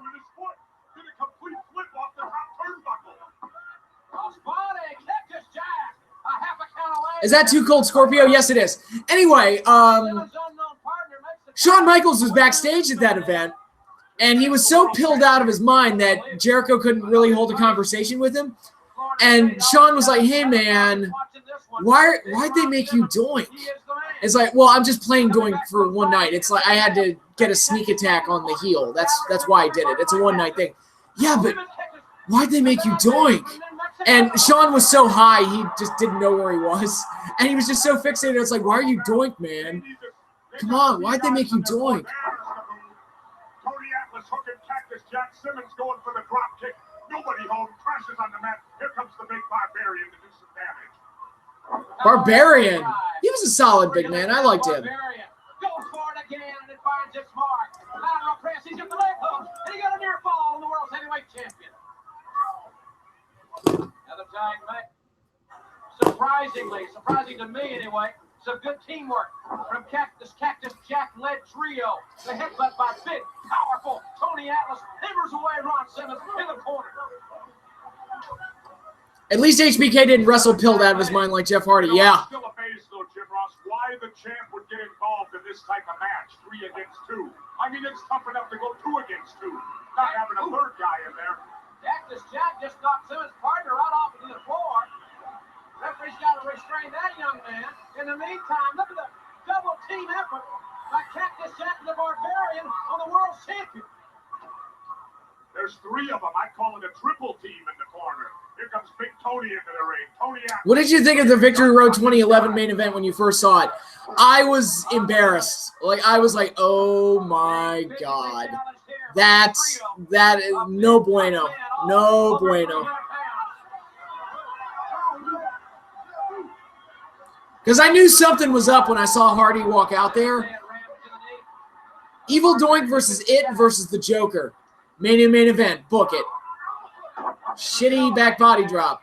Barbarian got right under him, Jess. Now the lateral press. He's going for it, and he got 2. Well, the one thing in Simmons' favor, this is a tag match, so his title is not in jeopardy if the champ gets beat. That mare, and they make the tag. Here comes the leader of this diabolical threesome, Cactus Jack, going for the high risk. Oh, here comes Foley.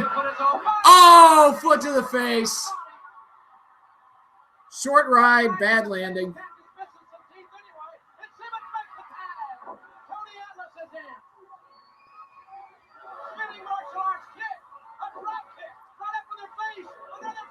Yeah, Scorpio looks a little green here. Simmons is back in. And look at that, Simmons and his partner are taking on all three of them. The champ's over, got two of them tied up in the corner if he can hold on. Evil Doink versus Undertaker in 93. Would have been great. And the champ's in big trouble now. He's getting triple T. That would have been a cool feud. Ron Simmons said it himself. It's a ghetto odds match. The Bo Nelson, the champ. Big boot. Duck and missed. Atlas is down. Ron Simmons with a big clothesline. 450 splash. Jesus. That's ahead of its time. Look, that match was a little rough, but it had its moments. Like Too Cold Scoprio. It's like, yeah, he's a little green, but there's some potential there.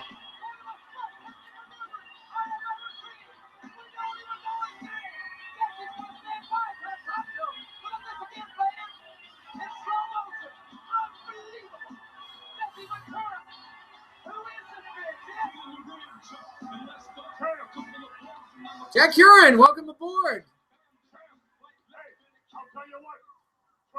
Right now, we just watched a 2-on-3 handicap match at Clash of the Champions. We've got 3 matches left to go for this clash. Madusa versus Paulie Dangerously is next. Thank God. This is going to be great. I told Barbarian, I told Kodiak, it makes no difference to Ron Simmons. What the odds are? The odds have been against Ron Simmons all his life.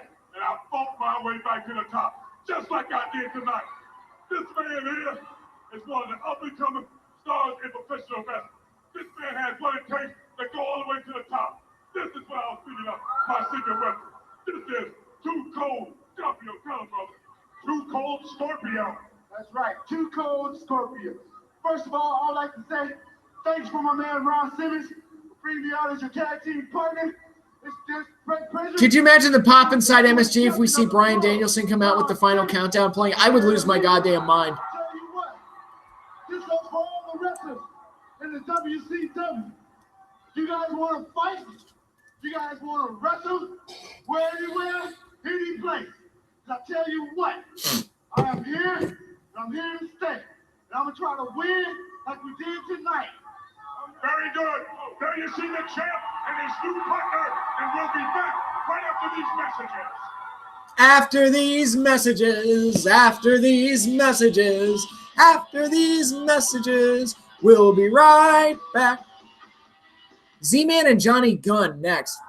Who the fuck is Johnny Gunn? Clash of Champions continues, and here's a special video look at the new tag team of the Z-Man and Johnny Gunn.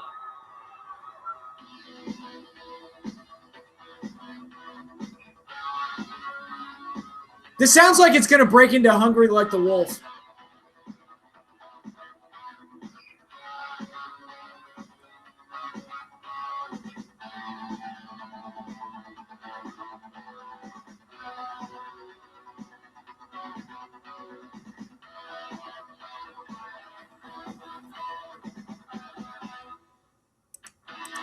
Intermission theme today after these messages.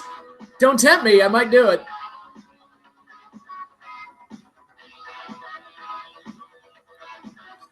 Why did they ever stop doing Saturday Night's Main Event or the Clash? Were they removed for the likes of Raw and Nitro? In Saturday Night's Main Event case, I think Raw had a lot to do with it. I think Saturday Night's Main Event had been declining anyway prior to that, but I think once you had Monday Night Raw, the need for Saturday Night's Main Event basically diminished to nothing. And the Clash, I think personally what killed the Clash was the advent of Thunder. Because once they were planning Thunder, it's like, well, we can't be doing the Clash anymore because that's just too much. Isn't that Tom Brandi / Salvatore Sincere? I believe that is. I believe you are correct. They are well-dressed men. Johnny Gunn. And now, fans, let's go back to the locker room area. Tony Schiavone standing by with ravishing Rick Rude. Also, can you imagine the look on Vince and Stephanie's face if Okada versus Bryan Danielson happens at Wrestle Kingdom 13? We're getting way too ahead of ourselves here. Rick Rude does not look right without a mustache. Dude, get your mustache back. Gratification in a physical fashion. For me, it's Saturday night's main event was due to low ratings. Yes, that's the case. Clash was due to money and doing more pay-per-views.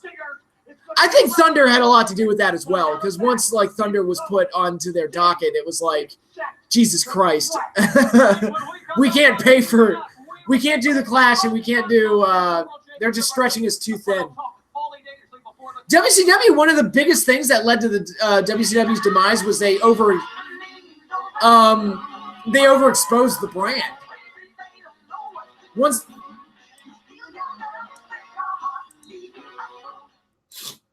I really want that Slam Jam album. Didn't Bischoff not want to do Thunder? That's what he says in shoot interviews.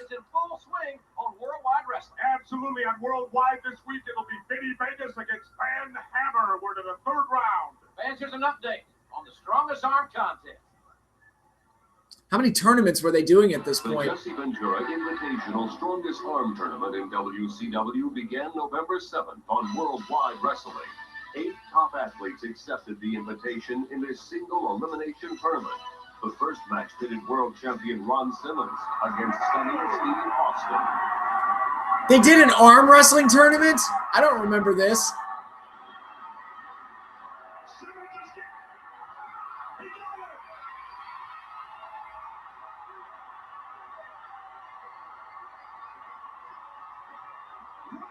With the win, Simmons moves to the semifinals and would await the winner of the next first-round match between the Awesome Barbarian and the... This guy, Johnny Gunn, is he the forgotten smoking gun? I think so, probably.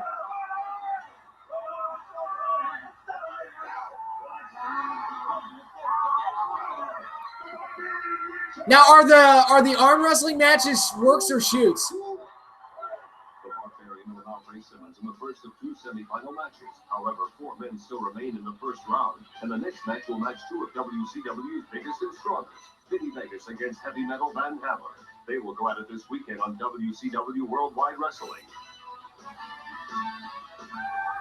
And now, fans, let's go back to the locker room. My colleague on the Sunday Main Event. Imagine WCW Mysterio and 90s Benoit in a Best of the Super Juniors and G1 tournament, respectively. Oh, yeah. It's cool to think about. People like Mike Thor, the man, because I don't give a you-know-what about the injury incentive on Eric Watts, because we'll get you and your stinking father, too. And Oh, jeez. I'm the man, because I was born that way, Madusa. You were born a woman, which means you're a loser. You'll be a loser tonight, and Michael Hayes, will you come to ringside and watch me massacre this I would love woman? to. I would Tonight, love to. Madusa, I'm a man. You're a woman. And we'll be right back with the clashes of the sexes. Stay tuned.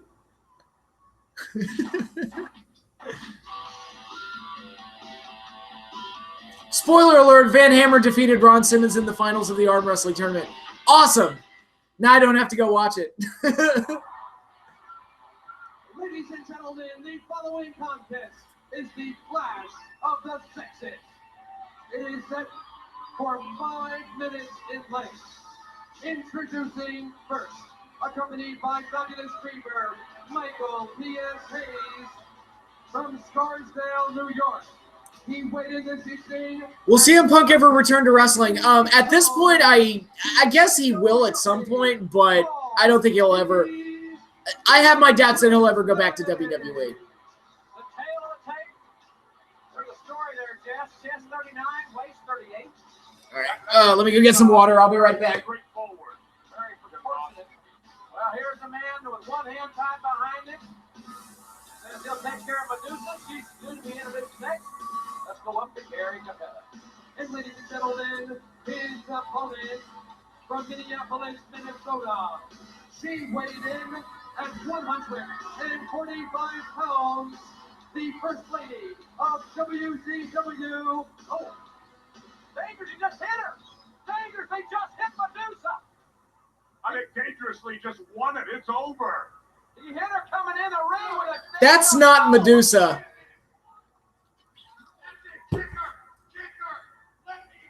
That is not Madusa. Why do you think that's Madusa? Introduce to you the premier winner of the 5-minute execution of an exhibition, the man. What's your favorite pizza place? I'll tell you what, Joe. There's a restaurant very close to me called Stained Glass Pub. They make some pretty good pizza.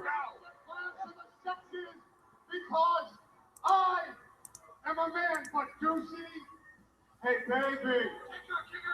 Why do you think that's Madusa? That's not Madusa. I want what everybody else in the locker room got, baby. I want a kiss from Madusa. Took it too far. Hit the left. He hit him with that telephone coming in the ring. That's a wig, Ross. I know it's a wig, Jess.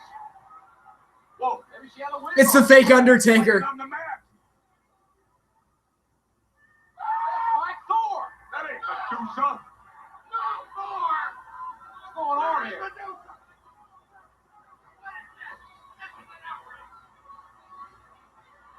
This is a little strange here. I gotta go. Yeah, There she is. There she is. Dangerously doesn't see her. Oh, Paul. Somebody's going to be knocking. Oh, kick to the side of the head. What did you think of the whole thing, Undertaker versus fake Undertaker? The idea was interesting. I liked a lot of the stuff that they did early on with the Undertaker sightings. Had a very, like, investigative reporting style of presentation to it that I liked. I thought the idea was interesting. The problem was once they introduced Leslie Nielsen, I love Leslie Nielsen, don't get me wrong. Once they introduced him, it made the angle a joke. And then, obviously, the SummerSlam match didn't work so well. But some of the stuff in the build-up early on I thought was good. I don't know if he wants any more of it or not. And Hayes got kicked. Now she kicks Hayes. And Dangerously taking a hike. Oh, Paulie's running away. Paulie, he's taking a walk, and Madusa's going after him, it looks like. Well, Dangerously, he thinks it's over. And there they go. And here we are. Would the match be as hated if it didn't close SummerSlam 94? Probably not. I think that was one of the major problems. You did this epic cage match between... Oh my God, she's carrying him back. They did this epic cage match between Brett and Owen, and you follow that up with like the Undertaker versus Undertaker stuff, and it was like it didn't play. Look at this. Madusa is not going to let Paulie get away. And we got 2 more minutes. We're at the 2-minute mark right now. 2 minutes remain. 2 minutes. Oh, Michael! Dick move. Coming in, she fell right on her face. And Dangerously now. Oh, it's bad on her right there. Look at him posing. He's doing Hulk Hogan poses. That's How disgusting can it be? what is he doing? Don't go to the top rope. Now, beautiful Bobby Eaton. Dangerously climbing up to the top. And Double axe handle by Paul. Surprised he didn't blow his knees out. Problem is, Taker versus Taker was the draw of the show more so than Brett Owen. It was on all the promotional material, but they set it up to be the big draw. And then they didn't deliver. So, oh, clothesline. Dangerously's in a lot of trouble. You know, this is one of those things. And even if like Taker versus Taker was the big draw of the show, having it come before the cage match isn't going to hurt the cage match. And it ends the show on a better note. I've heard rumors that Hogan might be at SummerSlam as like a special guest referee. He's in a day's state. Oh, big drop kick by Madusa. Body right in the chest. And now She rips the headgear off. She's ripping his pants off. Jim Ross. Oh, good God, not that, please. this should be on radio, not television, if he's going to be undressed. Dangerously trying to make his way to the locker room. When I was a kid, I thought Kane was the fake Taker. Dangerously's one thing. She better not mess with Michael P.S. 5, 4, 3, 2, 1. I don't think she got all of him that she wanted. I don't know if this one was. She wanted really a humiliating to pull his pants off. Ladies and gentlemen, the 5-minute period has elapsed. Madusa looked very proficient at pulling his pants off. The line of the night by Jesse Ventura. That was fun. I enjoyed that. Let's take another look here. That was enjoyable. Mike Thor and look at Dangerous. We thought it was Madusa. Who the hell thought that would be Madusa? Like, Absolutely. You know, that's a little bit out of line, but when Paul Lee does that, there you see Madusa coming off the second rope, catching Paul Lee with a drop kick. I can't wait to hear all of us here in Brooklyn boo like crazy when Real American plays and Hogan raises Roman's hand. Now, I know Paul Lee was looking for a Hashtag President Paul Heyman. Yeah. As we come back, we'll take a look at the king of cable. We'll hear from Big Van. Shouldn't it be Missy who's good at pulling dudes' pants off? Hey, I ain't going there. God, I really want that Slam Jam album now. Who's to say Reigns will even win? Yeah, we keep assuming Reigns is going to win, but he never does when it comes to Lesnar. But I think since Lesnar's going off to UFC, he's having another fight in UFC. I think it's like, all right, if you're going to take the title off him, SummerSlam might be the time to do it. When do you think that Hulk Hogan will return in a feature role? I have no idea. Promoters with cooperation from WCW magazine selected 15 of the best athletes. 8 names were randomly drawn to place these 4 matchups. Barry Windham squared off with ravishing Rick Rude. Both men matched up move for move. Windham worked his game plan with moves like this. Rude was able to use some illegal leverage from the... I'll die of laughter if Brock wins again. As long as Reigns doesn't walk out of SummerSlam champion, I'll be happy. I don't even care at this point. Like, I can't, like, okay, Reigns wins. Who cares? The long battle ended with Sting moving on to the next bracket. This contest had 2 of WCW's most powerful men on a collision course. Tony Atlas tested his awesome strength on the mountain-sized man, Big Van Vader. Vader was able to stand rock steady against the strong man. Vader gets a victory. Before his bout with the Barbarian, Dustin Rhodes encountered a major attack from Cactus Jack in his locker room. Officials allowed him time to clear. Presented in the most complete form possible due to the original production technical difficulties. Alive to become the king of cable. The semi-final bouts start here at the Clash with Sting versus Rick Rude. The match with Van Vader and Dustin. Now, the finals of this tournament would be Sting and Vader at Starrcade, and was another one of their great matches. From New Japan Wrestling and color analyst Larry Zbyszko. Larry Zbyszko, one of the special referees, huh? The field has been cut in half. 4 men are left. Sting, Rick Rude, Van Vader, and Dustin Rhodes. Who will be the first to capture this prize trophy and become the king of cable? Order Starrcade 92 to see the final bout. I hope here in Brooklyn they sing the na na na na na hey hey hey goodbye song to Brock like we did at Mania 20. That'd be funny. They've ruined Reigns by slow burning him, beating Lesnar for 3.5 years now. Yeah, it hasn't helped. Look at Vader. Are we going to watch that show too, Starrcade? I mean, no, not today. Mainly because I am planning, like next year in 2019, I'm planning to do Starrcade live streams. Will you be the king of cable, Big Van Vader? Ladies and gentlemen, you have the privilege of looking upon the biggest, the baddest, and the most powerful wrestler in the world today. I've held more world titles than any wrestler alive or dead. And if the question is, will I be the next king of cable champion? Well, the answer is obvious. The only real question is, who do I have to hurt? Who do I have to put in the hospital to become the champion? And let me say this, you heard it here first. No fear and no pain. What went wrong with Kane World Heavyweight title reign? The fact that it happened, like, in 2010. I was like, why the fuck is Kane the champion in 2010? This is ridiculous.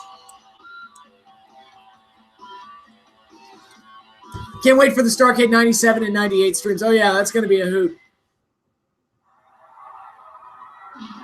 Because here's the thing. I think Reigns has more of an upside than... or at least, like, on the surface is more likable than Cena, who is, like, this brightly colored, pasty piece of shit. Like, Roman looks cooler, he acts cooler, he doesn't win all the fucking time, so he's less annoying. It's just, people didn't like having him rammed down their throats. They didn't turn him heel when they should have turned him heel. And this is what we're left with. And anything they do with Reigns at this point is just them trying to combat the years and years and years of poor booking. The time limit. Introducing first to my left, he is co-host of TBS's Power Hour, former AWA heavyweight champion, Larry the Living Legend Zbyszko. Ladies and gentlemen, he's former light heavyweight champion of the world. I don't like Larry. That motherfucker turned on Bruno. Fuck him. Hiro Matsuda. The guy that's most famous for breaking Hulk Hogan's leg.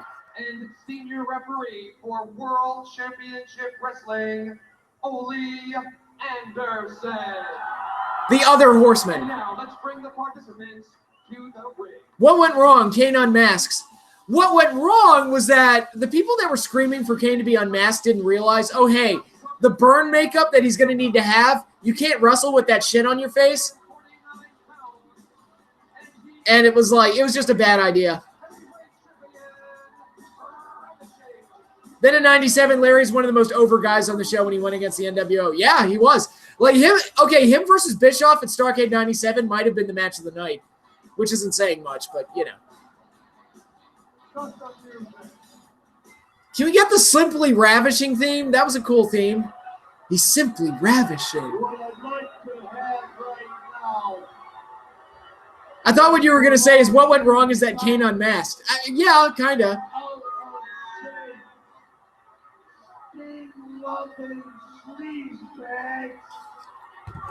I'm a Sting-loving sleazebag, you jerk. Stand up and bow to the next king of cable. Hit the music.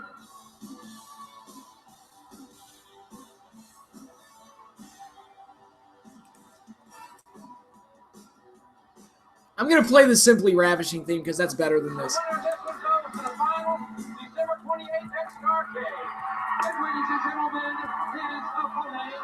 Here comes the Stinger. 2,252 pounds. This is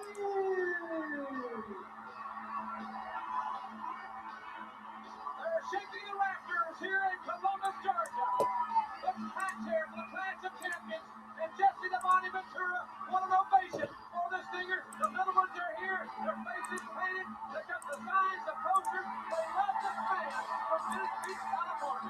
I'll tell you what, Jim Ross, there's not a man, there's not a wrestler in the world that gets a bigger ovation than the Stinger does.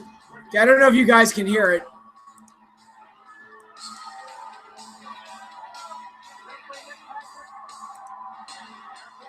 Well, that's not it. Wait a minute.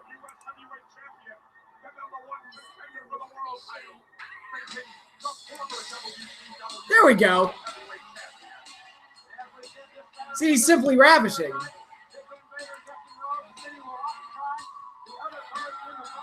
Congrats, though, to Mayor Kane. Yeah, Kane's a mayor now, which is kind of hilarious.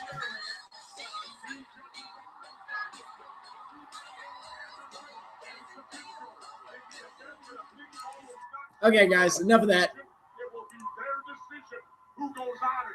You know, I don't know how much I trust those three, Jim Ross. All right, Sting versus Rick Rude, a rematch from their match from a couple clashes ago with the famous injury angle. Ram Sting handed to the top turnbuckle. And again. You know what's unique about this matchup too, Ross, is what do you go for? Of course you try for a pin, but likewise you want to score points in case it does go to 20 minutes. Ravishing Rick Rude already going to work on the back of the neck and the head of Sting. We know Rude, the master of the Rude Awakening. He can really put you away with that. Swivel those hips. The U.S. heavyweight champion. He's also the master of that right there. 6 girls at ringside just fainted, Ross, I saw him. Mayor Kane's form of punishment will involve car batteries. Oh, God. Well, some criminals deserve car battery treatment, namely, like, rapists and murderers. Like, any pedophiles that hurt children, I wouldn't mind if they got hooked up to car batteries. I really wouldn't. Do you have a favorite Ravishing Rick Rude match? Ooh. Ooh. Big gut buster by Sting. The cage match with Piper from MSG is a big favorite of mine. I like his stuff with Sting. I like his Iron Man match with Ricky Steamboat.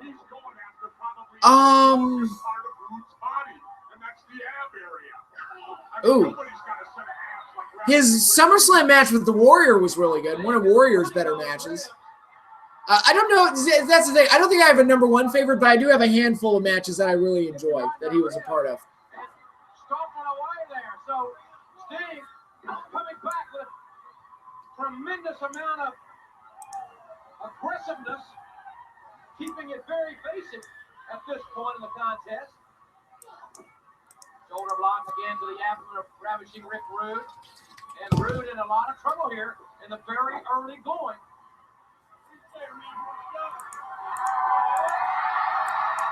Oh, look at Sting swiveling the hips now. I don't think he's going to get a point for that, though. He didn't do it as good as Rude does it. It was just, they trying to make a point, obviously, with the Ravishing Rick Rude. That's not really Sting's style. And again, that kick right to the ribs. Sting has his focus on the ribs of Ravishing Rick Rude. Front face lock. Looks like he's going to set up for a suplex here. Oh! Face first, takes him right back down. Now you see Judge Larry Zbyszko, the cruncher, scoring a point right there. You see him write it down. Sting on top lateral press, only got one. Rude able to kick out. Sting unable to neutralize the legs on that particular hitting predicament. Again, the front face lock by the Stinger, who is in, quite frankly, surprising control to this degree this early. Rude doubled up in pain now as Sting again takes him ribs and abdomen first to the canvas. Oh, Rude started off quick for about the first minute and a half of this fight. The Rude Flair matches were good, but not as great as people would think they would be. I wouldn't think those matches would work as well because both guys are just such natural heels that them trying to work with each other would just cancel each other out. Like, I hear that, I'm like, I don't think that match would work because they're too, they're both, their forte is being a heel, and I think putting them together just wouldn't work as well. By the way, I thought your favorite Great American Bash match from that video you did was going to be Luger versus Barry from Bash 91. Yeah, I was tempted. Didn't quite make the cut, though. It was very tempting. This may be a smart move. If he can stall it out with these type of holds, he's definitely ahead, and I think he'll definitely get the nod from the judges if it goes to 20 minutes. There you see Hiro Matsuda, formerly NWA Junior Heavyweight Champion of the world, and Sting works in the lower back of Ravishing Rick Rude in a move much like a camel clutch we've seen athletes over the years. It's like a Skandar Akbar Iron Sheik that used that particular move for a great deal of success. Almost the same principle as a Boston Crab, put it on the lower, working on the lower back and the neck in this case. And now the referee's got it. We want Flair. We want Flair. Yeah, that's damn. And the funny thing is that show happened before the internet was a thing. So it's like, God, you even had like, you got that reaction on a show where it's like they technically weren't like being fed information from the internet. Just kind of like they just heard Flair wasn't there and they lost their minds. Rick Rude versus Bobby Roode. I'd rather see them as a tag team. The Rudes. The Rude family. Rude and Rude. R&R Industries.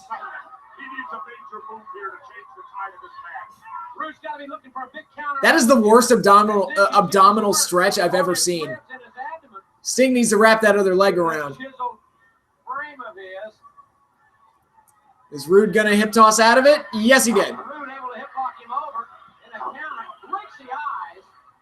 Rude has blatantly raked the eyes there, and the referee telling him about it. Well, he had to do it. He had to do something to get Sting off of him. And I don't care how big you are, you get a thumb to the eye, it's going to slow you down. Rude now fires up those two heavy right hands, trying to reassert himself offensively, and again taking Sting to the top turnbuckle. Hear the impact as Sting's face Comes in contact viciously with the top turnbuckle, and now Rude working on the lower back as he hammers him there. Executing that Beer Money versus Ravishing Rick and Mr. Perfect. I'd be down for that. What's going to be unique about this? What do the judges like? You have no idea. Did they score a point because of a forearm? Did they give 4 points to a good hold or a move like a suplex? These guys have no idea what is going to please the 3 referees, or I should say the 3 judges. The Rude Dudes with Attitude. Good name. Fun face lock by Rude. Suplex. Is he going to sling him into the corner? No. Sting blocks it. Sting's still blocking it. Sting gets the suplex. Oh! Drapes him over the rope. Abdomen first, right over the top rope. Well, it looked like there was going to be a slingshot suplex, but instead he just hung him up there, and now he's going to take him with him. Oh! Drops him over the rope again. Drops him over the top rope. Remember, there's steel cable inside that rubber casing. And look at Rudy. Oh, look at Sting is just attacking the abdominals of Rude.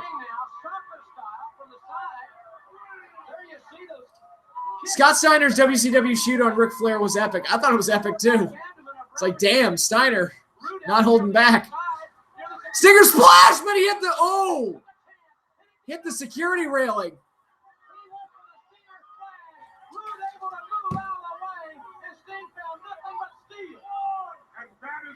That is the break that Ravishing Rick Rude was looking for. Now the question is, does Rude have enough to come back and take advantage of it? And it looks like he might, Jim Ross. He's going to fire Sting back into the ring, and now it's the Stinger who is injured, and it's Ravishing Rick Rude going up to the top with a high-risk maneuver. Rude up top. Oh! Huge shot to the face. Did you hear Ciampa supposedly told Morrow, "You're doing for me what JR did for Steve Austin"? I didn't hear that, but that's a great line. I'll tell you what, the Stinger was very fortunate right there at where he landed in the ring. Rude having a hard time taking a deep breath after the concussion to those ribs slams him, and that took a lot out of the U.S. champ. Yeah, but it took more out of the former WCW World Champ. It hurts a lot more to get slammed down than it does to be picking up. Lateral press again. A near fall situation. Sting is really, after rimming into the steel security railing, has been unable, obviously, to get on track, and now establishing Rick Rude with that modified camel clutch. Well, I think this is a move that Rude had to do at this point of the bout, because Rude needs a little more time to recover. You can see he's breathing deep, and this is going to give Rude a chance to recover more, put the pressure on Sting, and go on the hard offense. Because yeah, Sting's in trouble here, guys. Jim Ross, Sting is ahead. If it goes to a decision at this point of the match, Sting will win it. But this is a smart move by Ravishing Rick Rude. As we said, the winner of this contest advances to the Omni in Atlanta. Monday, December 28th. That's where you'll see the finals in Rude. Oh, he's scoring big right there.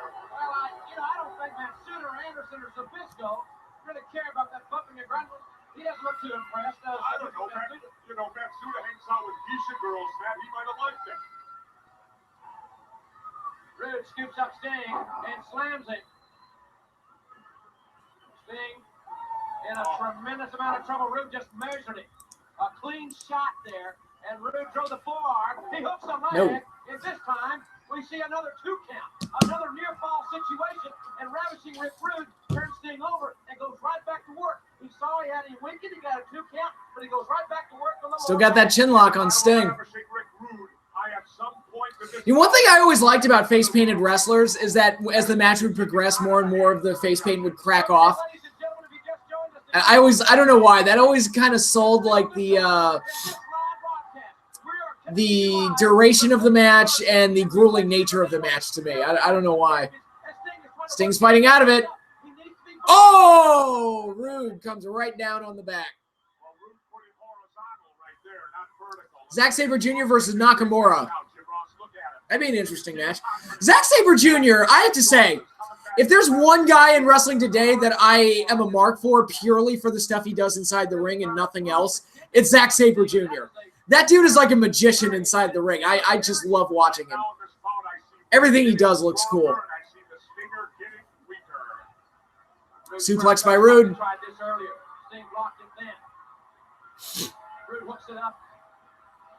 Suplex. He's got it. He's got it. Boom.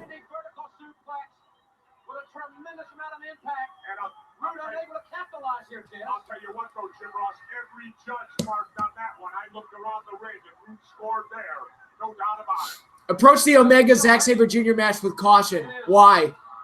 Why should I be cautious about it? Unable to capitalize there. That could have been a big situation in this match. He was unable to get a cover. Big body slam on Sting. Sting is getting his ass kicked. Really attacking the lower back. And back to the chin lock. And back to that reverse chin lock, sitting back on the lower back, and Root again. Gaining strength, Sting getting weaker. I don't think Sting's going to win this, guys. I think he's in trouble. And, you know, I say that sarcastically. I was like, yeah, but I forget. He's like, yeah, but he's not Hogan, so he might actually lose this. All I'll say is that those two might not get along so well. Ooh, okay. What, did they start shooting on each other? Root keeps this on long enough and pulls it back hard enough, which he is. Look at those biceps pulsing as Root puts the pressure on. Oh, look at Ventura, obsessed with those biceps. Look at the body on Rick Rude, McMahon. Oh, Rude missed! He just atomic dropped himself, basically. And here comes Sting! Boom! Boom! Oh, Sting gave way! Sting fell over on the slam. And Rude back in control. Because under normal circumstances, Sting was in perfect position right there for a gorgeous body slam. Lower back wouldn't hold Ravishing Rick Rude down. He goes Rude at 1, 2, and almost a 3 count again. Rude with pain. Fatigue got to be setting in too for both these men. He's getting that way. Trying to keep Sting pinned, but Sting won't stay down. Use his upper body strength to keep the shoulders off the canvas. Again, is going to put tremendous torque. There were a couple scary parts during the Naito Ibushi match. There were some scary moments. I remember last year, the Naito, I think it was the Naito Omega match, had some scary moments. Where I was like, guys, be careful, please.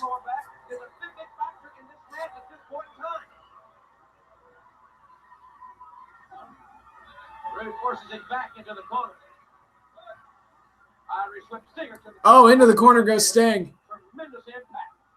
Into the corner. I mean, they are shaking the ring with these. Oh, into the corner again. And I'll tell you what, Sting's getting his ass kicked. Are scoring points. I think with all 3 judges, they gotta like it. Rude is clearing the oppressor. We've got 5 minutes left. Time limit's coming up. 5 minutes. There you can see the clock in the lower right corner, Jim Ross, and the big bear hug on the lower back. Again, a rest move on the part of Rude, a made move on the part of the Stinger. As we documented, Rude has outstanding upper body strength, and look at the position of his hands as they are locked right into the spine in the lower back area of the Stinger. And Come on, Sting. Ravishing Rick Rude's focus since the first couple of minutes of the match. There you see a good look there of how Rude has his hands locked. He's using his forearm and his big wrist there to put the pressure on the. I wonder how WWE fans would feel if time limits were brought back. I'd like them to be a thing again. I would too. It adds drama to the match. So, oh my God, time's running out. I think the fans would accept it.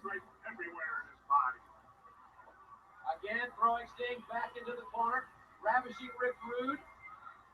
With, as you see in the lower right part of your screen, about coming up soon on 3.5 minutes left of time limit. But I'm not so sure Sting can hold out the 3.5. I'll tell you what, Jim Ross, I got Sting far ahead about 7 minutes ago, and I think right now it's getting very close to flip a coin. Because in the last 6 minutes of this bout, it's been Ravishing Rick Rude dominating, scoring points, and I'd have to say it's about even Steven right now, in my opinion. A look of pain and agony etched on the face of the Stinger. A look of determination on the face of ravishing. It wasn't this year, but did you hear Suzuki's amazing line during last year's G1? Probably, but what did he say? I don't remember. Come on, Sting. Sting fighting back as best he can. Oh, please, man. There we go. Into the eyes again. Jeez. The guy who can pull it out of the fire in the last 3 minutes will win it. It's even right now. Got to be. Reverse the Irish whip. Sting with a sleeper hold. On ravishing Rip Rude. Can he lock it in and get Rude in a somewhat stationary position? Rude is slowing down and slowing down.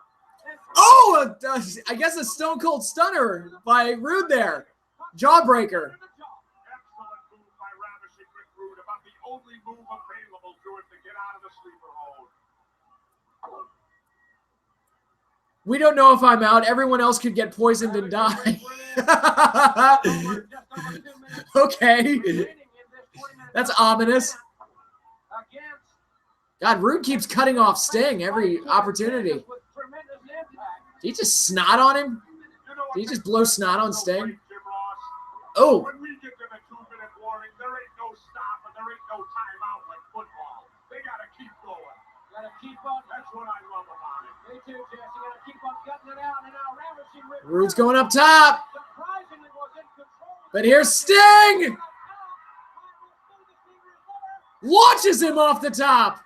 And he goes right on the abdomen that Sting worked over earlier in the match. Irish whip. Oh, reverse atomic drop.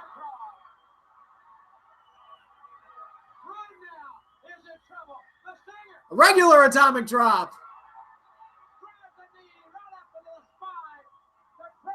Bulldog. Oh, not really a bulldog, more of a face buster, but you know. Headlock. Yeah. Now Sting's going to go up top. Here we go. Last minute.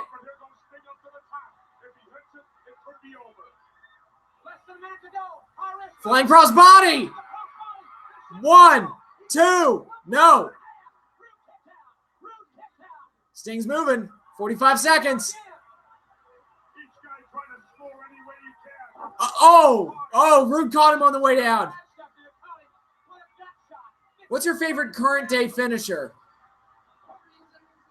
I guess the Rainmaker. I kind of like the Rainmaker. It's pretty cool. I like the variation he's been doing on it in the G1 with the twisting on it.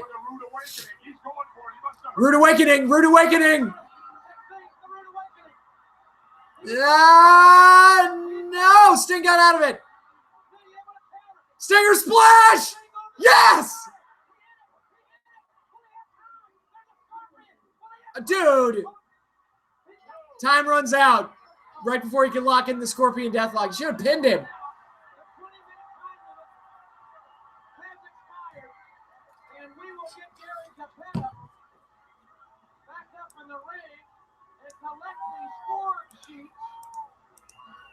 The referee will collect the score sheets.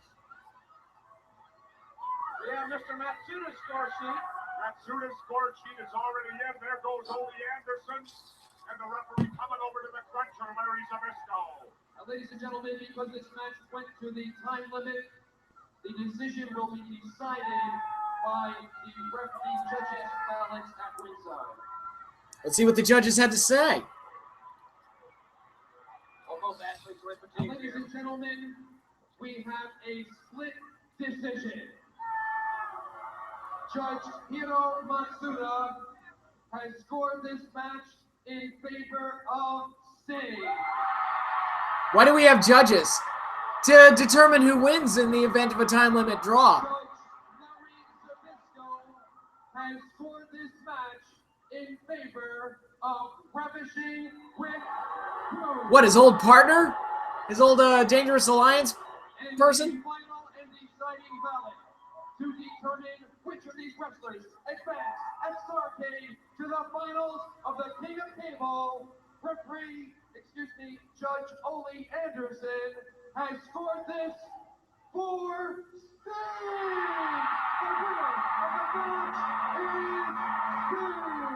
Rude's not happy with that decision. Oh! Rude is not happy. Very enjoyable match. I enjoyed that.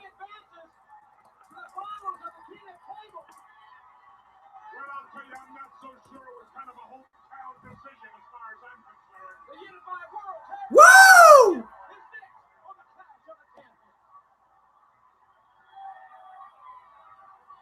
Now we got our main event, the tag team titles on the line. Slam Jam.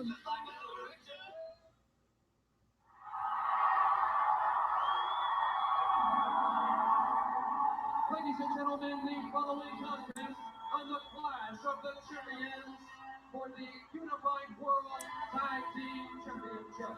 It is a for one fall with TV time remaining. Introducing first the challengers from a combined weight 460 pounds from Charlotte, North Carolina, Ricky the Dragon Steamboat. His tag team partner from Pittsburgh, Pennsylvania, Shane Douglas. The franchise, Shane Douglas. Look at little baby face Shane there. He's a little bottom there. He's so young and energetic. This team has a great opportunity to upset the champions. Before we talk about that, Jess, let's go back to Gary Capel. And ladies and gentlemen, their opponents, they are the Unified World Barry Windham and Dustin Rhodes.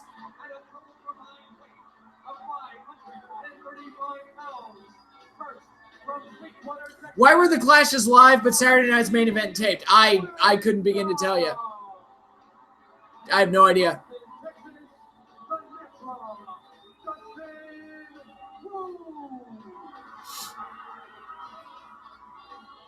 Dustin Rhodes still showing up battle stars from Now, Dustin Rhodes, we talked about Eric Watts and David Flair and David San Martino earlier. Dustin Rhodes is an example of somebody who made a pretty nice career for himself despite being Dusty's kid. Why did the... Okay, they went dark for a minute, for a second. Well, this is what it's all about right here for tag team. Presented in the most complete form possible due to the original production technical difficulties. Start off with Shane Douglas. Should be an interesting bout. Should be fairly scientific, Jim Ross. But I'll tell you one thing. When you're going for the gold like this, at some point in time, somebody's going to cheat. I know. collar and elbow tie up. Dustin Rhodes getting the better of the situation now. Youngster from Austin, Texas will have a big leverage advantage in this particular matchup. Douglas may be the quicker of the two. Douglas in Pittsburgh, as you heard. Ace quickens here. Oh, inside cradle. Whoa, No. Douglas had the title change right there. Dustin with a reversal, backslide. Backslide situation. Got a near fall. So both men in the early going exchanging near fall. Absolutely. That's what you're going to see. You're going to see a lot of good scientific wrestling right here. You're not going to see a lot of cheap shots. But mark my words, Ross, at some point in the bout, it's going to happen. Somebody's going to crack somebody because you got to. You're going for the world titles. Side headlock by Shane Douglas, and Dustin Rhodes able to counter to the hammerlock. Douglas, duck under. Counters, duck in the ropes. And a clean break there. Shouldn't surprise anyone. Both these young men like to follow the rules. Jockeying for position there. Dustin muscling Douglas into the corner. And good clean break there. Well, it's interesting. Oh, arm drag by Shane. Out there by Shane Douglas. It's interesting, and a nice clean break after the arm drag. Back up to the standing position again. And Dustin Rhodes to the arm drag, and both men back up quickly. Trading arm drags. I like it. What they're doing now, Jim Ross, is they're earning each other's respect. Another arm drag. Between these two teams on WCW Saturday night this past weekend. Dustin Rhodes won his first And another arm drag. with Ricky Steamboat. Back and forth with the arm drags. At Clash of the Champions in Savannah, Georgia. Isn't that interesting? If you were a wrestler, would you plan your matches out DDP style or call them in the ring? Well, I'd have to be trained first and just figure out which way is I'm more comfortable with. Tempo here, back up. What went wrong? Cody in the WWE. Bad creative. That's basically what it boils down to. Nice shoulder lock. Shoulder block. Some added Down he momentum goes. toward far side. Ducks the clothesline. Dustin with a roll-up. Cradle there by Dustin, and Douglas able to kick out. Douglas, the pressure there. Oh, look at that. Little Right there by Shane Douglas. Oh, matching drop kicks. Kicking both of them miss. The feet met the air and the heads met the mat. And they both make the tag. Here comes Steamboat and Wyndham, the two vets. Ricky the Dragon Steamboat. Arm drag on Ricky Steamboat. Down by Barry Wyndham. Head scissors, like it. To the head scissor. Wyndham, good counter for the big man. Up. Hip toss block. Oh, and they hip toss each other out of the ring. Wyndham landed on his feet, but Steamboat did not. And a little shove. Oh, it's getting chippy. Come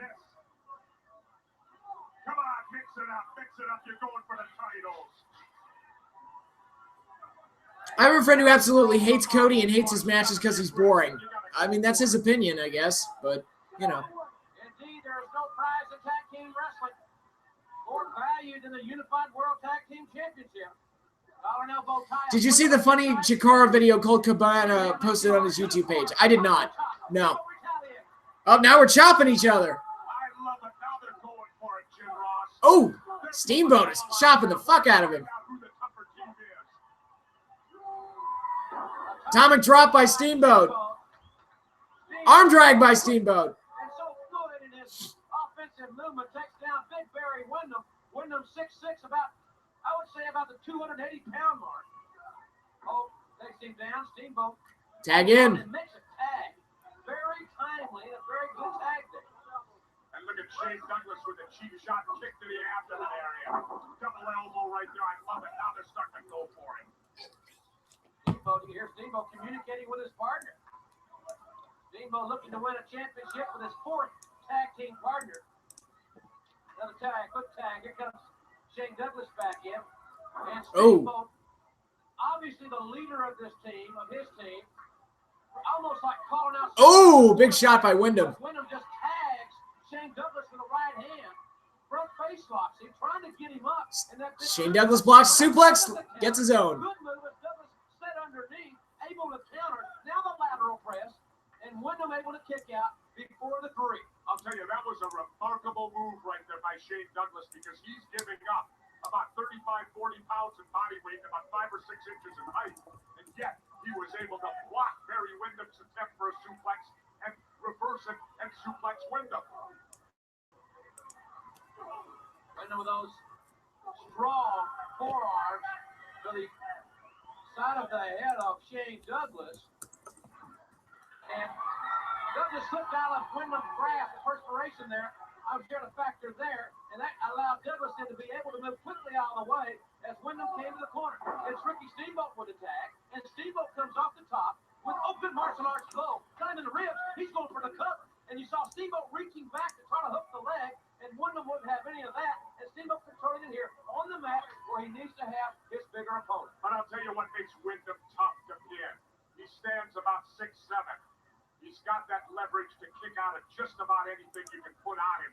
And they're going to have to wear him down a lot more than they have to get a 3 count on Big Barry in there. Nice chin lock by Steamboat there. Dustin Rhodes looks on. And Wyndham, with Steamboat holding on. Wyndham powers that. Ooh, nice. Like that. That looked cool. Right through the attempted counter, makes the tag, whips him in, and boom, Double back body drop. double team offense, high elevation, and Wyndham in a lot of trouble. As Douglas tried to cinch in on that leg, couldn't quite do that, and goes back to work on the arm, exactly what Steamboat was working on. But again, notice how Wyndham kicked out of that. He got back dropped by both men, high altitude, but yet they couldn't keep Barry Wyndham's shoulders on the mat.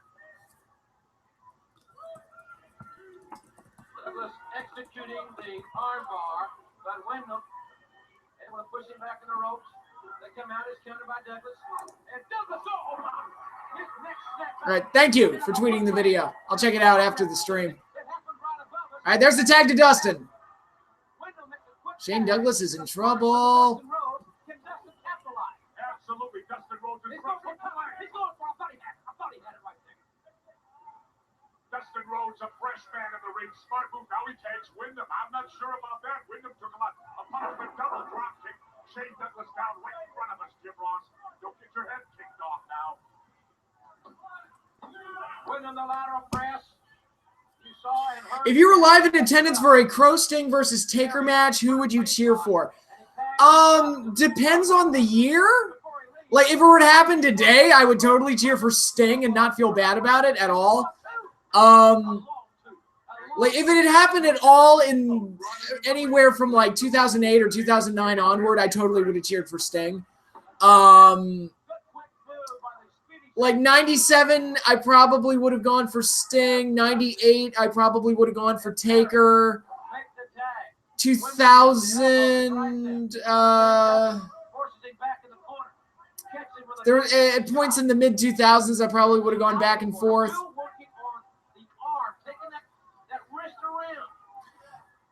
Iron Bassus, welcome to the stream. The Road Warriors was best tag team all time. Eric Bischoff and Vince McMahon did not like the Road Warriors. I don't think they liked working with the Road Warriors. Hawk was a bit of a handful, if all the stories are true. Early to mid 2000s. Yeah, I think I probably would have cheered for Sting in like 2002 just because I'd be happy that he was in the WWF and doing something cool. Maybe in the mid 2000s, I probably would have cheered for Taker. It's like, oh, cool, the dead man's back. Hammerlock by Dustin. Look at that. Continuing to focus on the arm. And the tag is used. Who knows? Well, I'll tell you what, the champs are doing a good job cutting off the ring, and there's a cover. The champs are doing a good job cutting off the ring on Shane Douglas and tagging in and out. Douglas needs to make a tag pretty soon. He's trying to fight his way out of there. Come on, Dougie. Come on, Dougie. Tag to Dustin. Double clothesline. Shane Douglas goes down. Got to get that hot tag to Ricky. All right, enjoy your lunch, man. I got to get lunch, too. That's, yeah. As Dustin snapmares Douglas over and then applies the reverse chin lock. And Steamboat all the way out of his corner area, which is really not allowed, quite frankly. That's right. The referee's going to send him back to his corner where he belongs. Undertaker is awesome. Undertaker was awesome. I don't know if, like, I just want him to retire so I can talk about how awesome he used to be.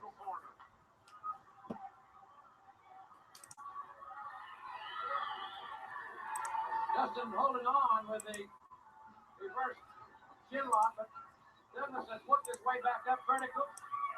Trying to put something together. Oh, crossbody. He hooks the leg and another near fall. Go and get the tag, Shane. And Dustin backed up very, very quickly and makes another tag. Look at the size difference. Justin Wyndham and Douglas here.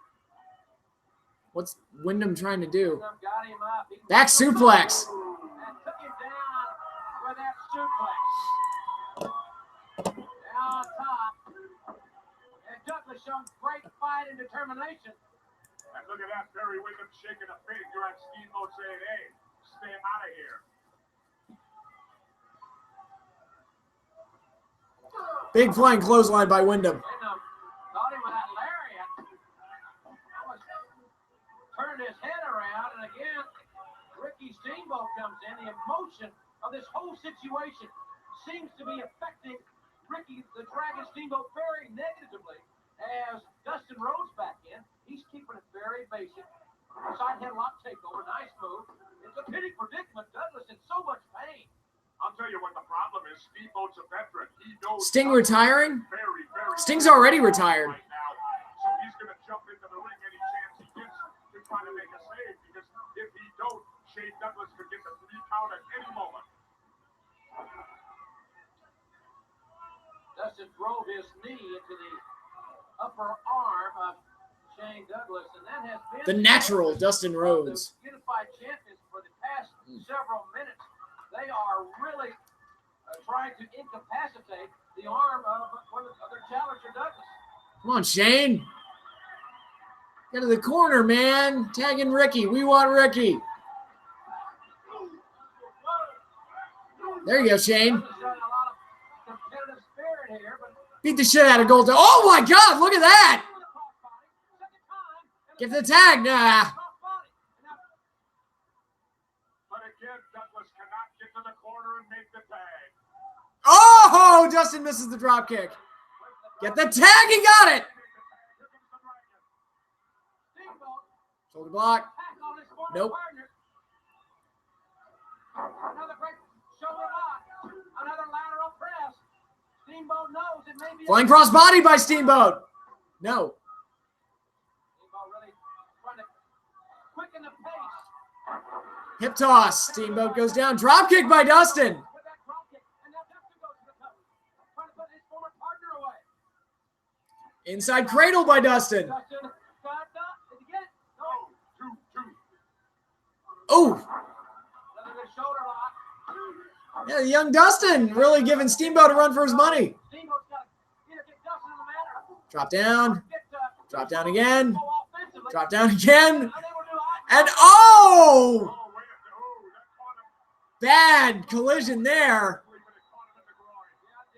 In the first Steamboat inadvertently got caught low. Dustin rose 6'7" of it. His head caught the dragon in the groin area. I like the 80s and 90s. It was a great time to be a wrestling fan. It sure was. He wants Dustin a finish. Well, Wyndham's right. Hey, you go for it. Things happen. You gotta take the pin if you can get the shot. Well, Dustin knows all the miles he traveled with Ricky Steamboat. He knows. Oh, Dustin feels bad. Jim Ross, that's irrelevant. That is irrelevant. They are a champion. But it's still, Wyndham makes the tag. He just tied Dustin. I don't think Dustin intended to make the tag. Wyndham got him. No, he doesn't. Steamboat able to get the left shoulder up. And Wyndham is livid of this whole situation. I agree with Wyndham. You go for the win. You can't help it if a man gets hurt in there. This is a tough sport. You go for the win. I understand that. I'm not arguing. Ooh. Inverted atomic drop. But you can't just eliminate the emotion of young Dustin and Ricky Steamboat. Now there's a lateral press. It should be, no, it's not. It should have been all of it. And now Douglas in having some words with Barry Wyndham, but Steamboat, who was inadvertently hit below the belt, is hiding. And look at this. The two champions are having words here. Well, dissension between the champions going on here. May just be a matter of time now for Ricky Oh, Steamboat. poor Steamboat. He looks hurt. I don't know if he can even defend himself. Look at this. Oh, another reverse atomic drop. That really called for. Hey, he hasn't pinned it yet. Oh, hey, He will now. He will now. Oh! Dustin Rhodes coming in. look at that. I can't believe it. What is going on here? Dustin said he's hurt. Uh-oh! The champion's not on the same page. Steamboat made a tag to Shane Douglas. Douglas is the legal man now. And Douglas. Shane Douglas with the suplex. 1, 2, 3. Oops. Champions beat themselves there. Good match. The team of Shane Douglas and Ricky, the Dragon Steamboat. Yes, indeed. Yeah, rest in peace to Brian Lawler and Nikolai Volkov. That this one ended. Dustin Rhodes. Yeah, Dustin, kind of your fault, buddy. Is just so emotionally involved in this situation. Steamboat, perhaps now aware that they won the Unified World Tag Team title. Rhodes got so emotionally involved, Ross, it cost him the title. It cost him the title. Barry Windham is not happy. Wyndham went for the win, and his own partner cost him the title. Well, that's your opinion. You're not right, it's my opinion. I agree with any competitor that gets in the ring. You go into the ring to win matches. Steamboat's going to have to be helped back to the locker room area. We've got new unified champions, and we've got a very tense situation here.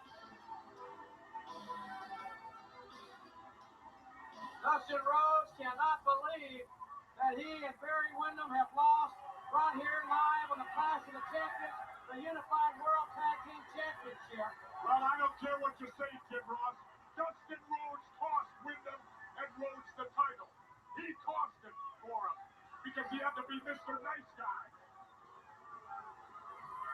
Dustin dejectedly walking back in the locker room area. And you can hear one.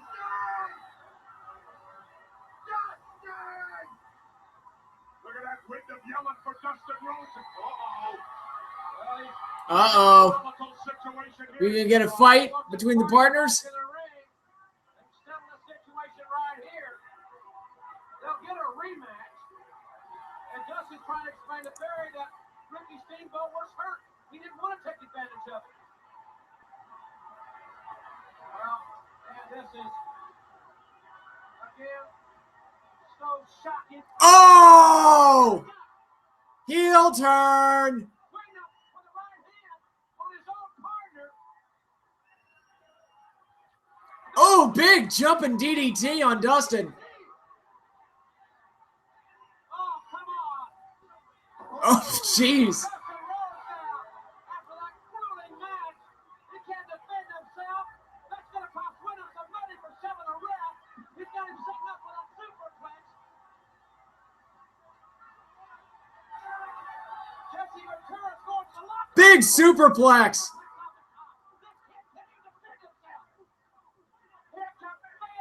We got to get some order here. We'll be back in a moment. Don't go away. We've got more time left and we'll be back. Starrcade 92 Battle Bowl.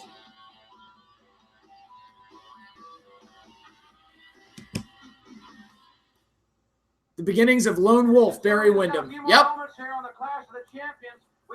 Not as good as the Stalker, but you know. New tag team champions. Ricky the Dragon Steamboat, tremendous victory out there. You're the new world tag team champions. But I'll tell you what, some strange circumstances happening in that bout. You got injured in there, and Dustin Rhodes actually came to your defense in the bout. You know something, Jesse, that's right. Shane and I did win the It's like Shane is holding both WCW title belts and Steamboat's holding both NWA title belts. I think he, yeah, I think that's what it is. But I've got to say this about Dustin Rhodes, even though that you were a competitor against us out there, my friend. That's right, my friend. You showed. Oh God! Barry Windham out of nowhere with a steel chair.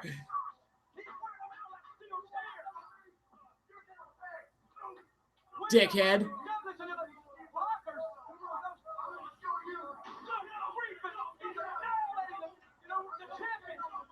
man, what a situation, man. Listen, we're going to talk more about that this weekend. For everybody here in Macon, I'm Jim Ross saying so long, everybody, from the Clash of the Champions. Barry Windham, you can go to hell.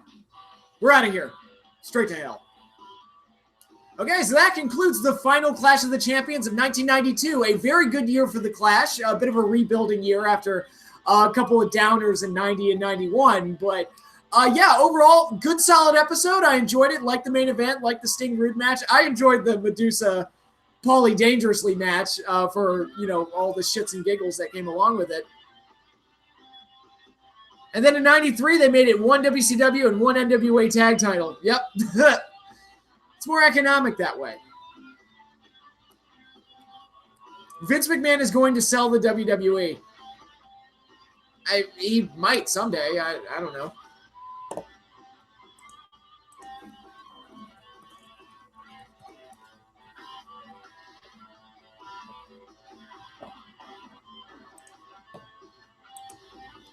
But yeah, another good episode of The Clash. The episodes in 92 were really good for the most part.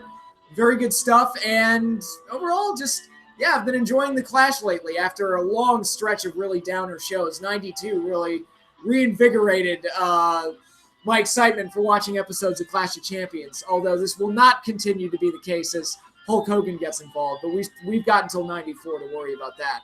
So, yeah, good solid episode of The Clash. Happy for it. But we've got to watch Saturday night's main event. But before we get into that, I'm going to take a quick break. So, yeah, I need to go to the bathroom, get something to drink real quick. But I will return. So, yeah, we're going to have a quick intermission here, but don't go away.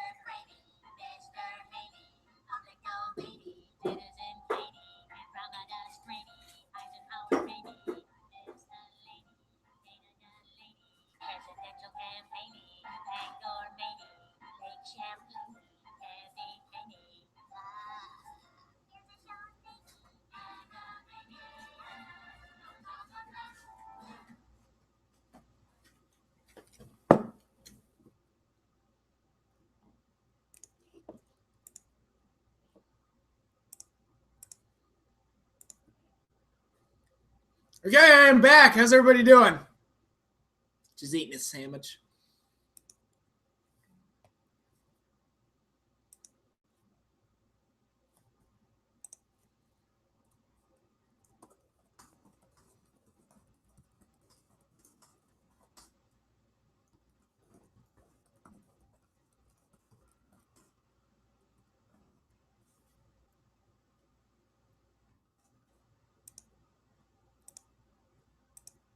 Okay, can everybody still hear me?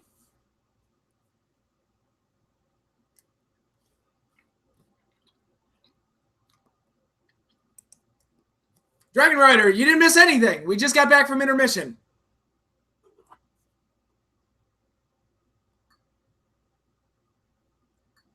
You probably missed the... yeah, I think you missed the main event to Clash of Champions and the Barry Windham heel turn. David, thank you. You can hear me. Great. Let's go back. Okay, if you're following along in the WWE Network, you're going to go to Vault. Saturday night's main event, 1989, and it's going to be the July 89 episode. I'll wait for you all to get there.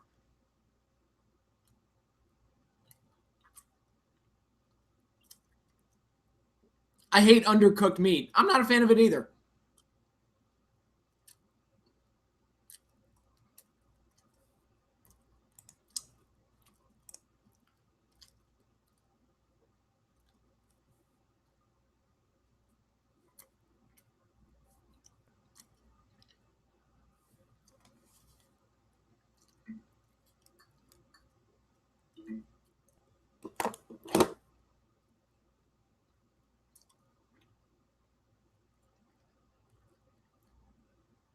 Have you met any pro wrestlers? Yes, I met Mick Foley at a book signing. It's how I met one of my best friends.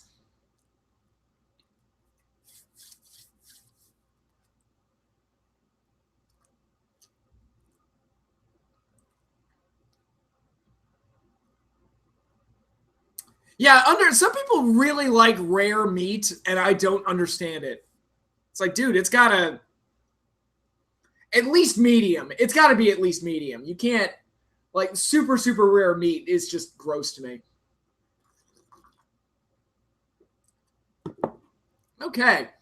All right, so Saturday night's main event 22. It's a big one because it helps set up SummerSlam and builds towards the summer event. It's a rare summertime Saturday night's main event episode. And on this one, we get a huge angle setting up the main event, which would be Hogan and Beefcake versus Zeus and Savage at SummerSlam. Get a huge angle to set that up. And we also get a WWE Tag Team Championship match between the Brainbusters and the champions Demolition, a match that would prove to be historic in Saturday night's main event's history. I will explain why that match is historic once the match is concluded, but I think this is going to be a really good episode and continue the string of really strong episodes in 89. So without further ado, let's get right into it. We will start in 5, 4, 3, 2, 1.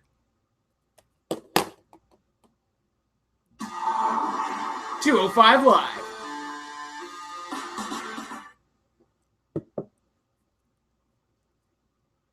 Yeah!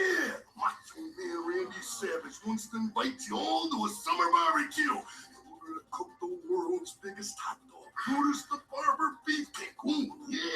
Oh, we skinned you last spring, and tonight we're gonna roast you like the weenie that you are. Yeah! Oh, Did Sherry just make a dick joke? Oh, yeah! Brutus the barber here telling you to forget what Savage and Scary Sherry said. I'm gonna give Macho Man my special. I like the SummerSlam 89 main event. It's bonkers. I mean, it's a freak show, but I like the main event to SummerSlam 89. People kind of shit on it. It's like, I enjoy it. There's a great reason to celebrate. I like to celebrate with the members of my family. And what better way to celebrate? Arn and Tully, baby. Federation Tag Team Championship. Last time, Demolition, you lost your cool. This time, you're gonna lose your belts. You know, sometimes we get a little crazy from the heat And a little hot under the collar. but we always keep our heads. And we'll always keep our championship belts. Brainbusters, The heat is on. Jesus. You know what I like best about the summer? No, Honky, tell me. After the summer comes the fall. Hulk Hogan's fall. Hogan might guitar his tunes, and you get ready to face the music. Movie fan, welcome to the stream. We're just starting Saturday night's main event. We wrapped up Clash of the Champions, but you can still join us for Saturday night's main event. The Honky Tonk Man's greatest hits, brother. When I get the WWF Championship back around my waist at the end of this match, we're going to be playing Real American for all those Hulkamaniacs out there, brother. The 24-inch pythons, the largest arms in the world, are going to shake, rattle, and roll you, brother. They're going to step all over your blue suede shoes, and then the pythons are going to drive off in your pink Cadillac. But I want you to remember one thing, Honky Tonk Man. Jesus You Christ. ain't nothing but a hound dog. Jesus.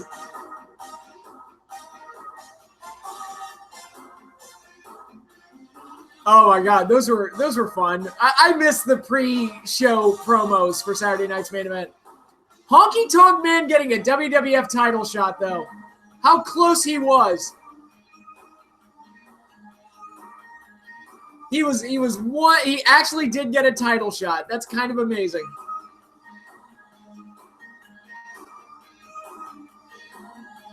Demolition.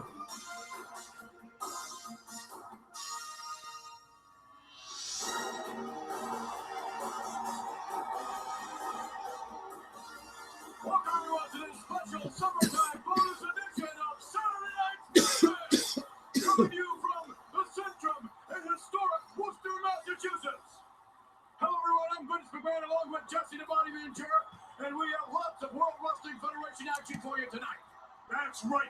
Honky would be an awesome WWF champion. I don't see it, but, you know, to each his own. If he's good as IC champion. And of course, we have the Superfly Jimmy Snuka squaring up against Greg the Hammer Valentine. Whether Ronnie Garvin will be the guest official in that matchup. And then from there, 2 out of 3 falls. Demolition defends the Tag Team Championship against the Brainbusters. And not to be left out, probably the biggest match of the night. The Macho Man Randy Savage going against Brutus the Barber Beefcake. But first, it's time for the Honky Tonk Man's greatest hits. You know what I mean? You made an end of yourself. Honky Tonk Man hitting Jake with the guitar. Oh! Did they just call Jimmy Snuka Monkey Man? Oh, God! Some of those guitar shots are nasty.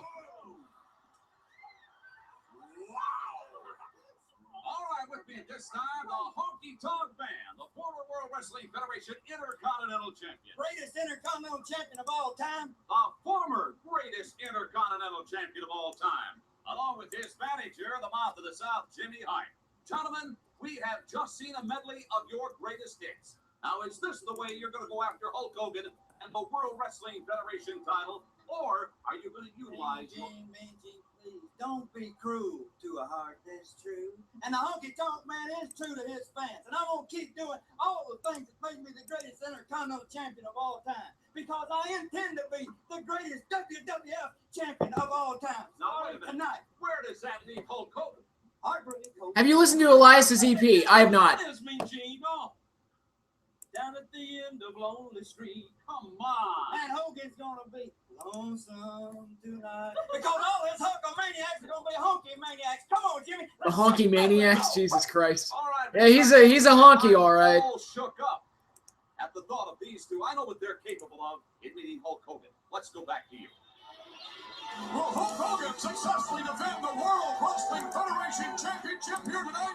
Before this capacity... Doing sideburns and my hair slicked back. I'm coming to your town in my pink Cadillac. I'm just a honky tonk man. I'm just a honky tonk man. I'm just a honky tonk man. I'm cool. I'm cocky. I'm bad. I got a mean guitar. I got blue suede shoes. You ought to hear me sing the snakeskin blues. I'm just a honky tonk man. Could you imagine they actually tried to run with him as a babyface at first? They actually tried to run with Honky Tonk Man as a babyface. That's amazing to me. It's like, where on this planet did you honestly think that that was going to work? Any tactic to capture that World Wrestling Federation title from you. With all the things that are going on in your life right now, the big movie, No Holds Barred, your ongoing feud with the Macho Man, Randy Savage, and now Zeus, and of course your new tag team partner, Brutus the Barber Beefcake. The big match coming up in Summerslam. I remember when Honky Tonk Man came out in Rumble 2001, and I had no clue who he was. That's always been fascinating to me whenever they do these nostalgia spots. It's like, do the kids even know what the hell's going on right now? I mean, I remembered Honky Tonk when he came out. The World Wrestling Federation Championship is my #1 priority. I will never forget that. My Hulkamaniacs will never forget it. And I want to make darn sure that you, Mean Gene, you never forget that. I never will, Hulkster, I promise you that. But getting back to tonight, kicking off with the title match. He is a former Intercontinental Champion. He knows how to compete at the highest levels. His wrestling skills are well known, and I gotta believe he's in the best shape of his life. Your thoughts? Well, I hope he's in the best shape of his life, Mean Gene. That's what the WWF Championship is all about. Is No Holds Barred the worst WWE studio film? That's the best movie. Like, No Holds Barred is, it's a movie that's terrible, but in the best possible way.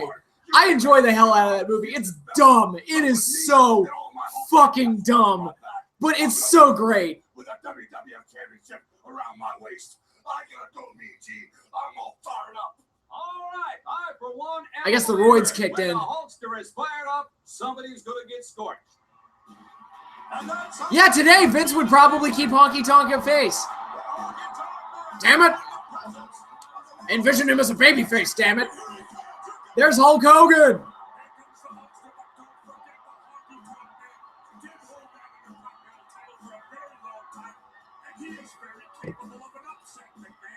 Hulkamania kicked in. No Holds Barred is the aluminum standard for WWE movies. That sums it up perfectly. Oh, he went for the guitar shot. Hogan's got him.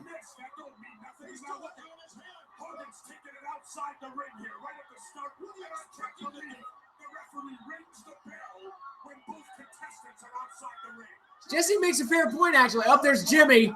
Hi, Jimmy. Not going to do anything against Hulk, buddy.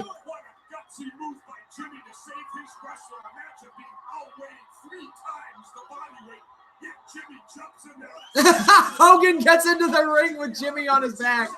That's hilarious. It's like Hogan just doesn't care. Into the corner. Oh, he almost hit Jimmy with the guitar. Honky, that is.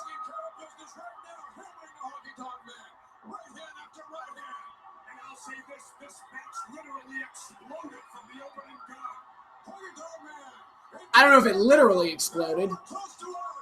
Use this word literally. I do not think you know what it means.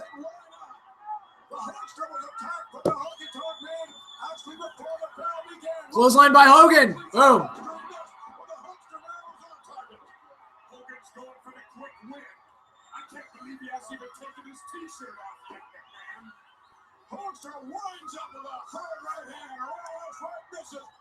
Atomic drop. God damn, watch a show from the 80s and 90s and count how many atomic drops you see, and there are almost none now.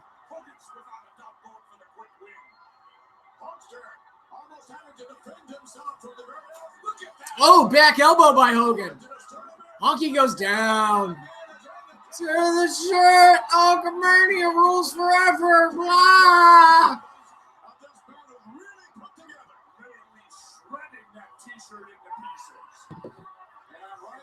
See, that was a more appropriate use of the word literally. Up, meeting of the minds. Bye-bye. Boom.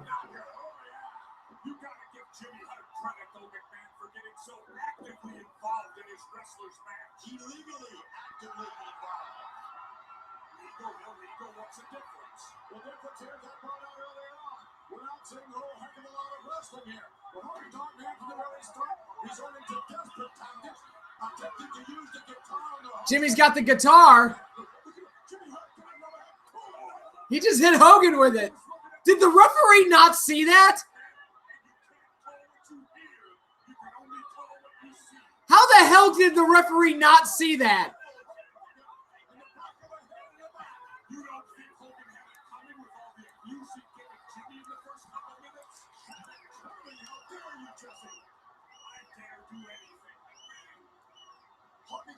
I dare anything. I am Skeletor. One of my favorite lines from Frank Langella's performance in Masters of the Universe. I did not hit her. I did not. Oh, hi, Mark. Hogan is a jerk in real life. He would not talk to you unless you give him $200. I've never met Hogan, so I wouldn't know.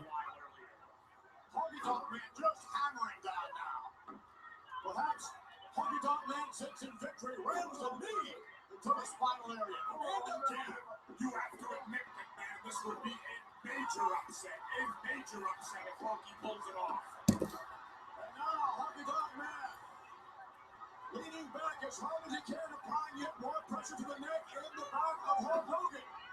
Viciously, letting the Hulkster's faces Jimmy Hart. Mario Party turned 26 a few days ago. God damn, is that game that old? I remember when that was the big game in middle school. And it started so many fights. Like, I saw friendships end over that game. I'm not kidding. Like, it got nasty. Oh! Honky Tonk goes into the turnbuckle. Hogan breaks out of it. Oh, big clothesline by Honky Tonk. 20 years ago. Okay. Yeah, it does ruin friendships. It sure does. Yeah, 20 years ago makes more sense. But even then, it's like, that game's 20 years old already? Fuck. Fuck my mother. That's terrible. Up, shake, rattle, and roll, baby. You got it.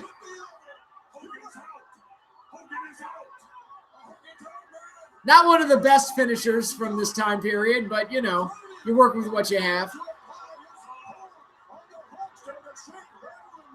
My goodness, your school's insane. Yeah, it sure is.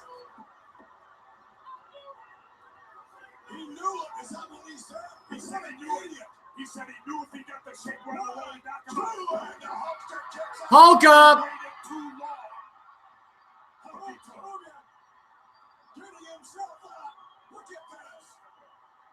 Yeah, it ruins friendships and families. It sure does. Like, dude, the fights I saw start over Mario Party. I was at a sleepover once in middle school, and this motherfucker that I was playing with had the most Bush League move I've ever seen playing video games with anybody. Big boot. Honky goes out of the ring. We were playing. I remember the mini game. It was Platform Peril, and everybody else fell, and I was the only one left, and I was gonna win. Platform Peril. This motherfucker unplugged my controller while we were. Hogan should be disqualified. He just hit him with a guitar. Leg drop. Referee, what the fuck is your problem? Worst referee ever.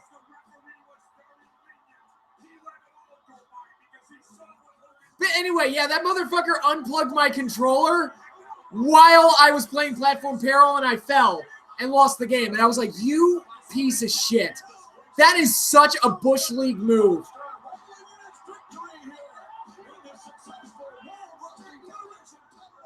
What was that about unplugging controllers?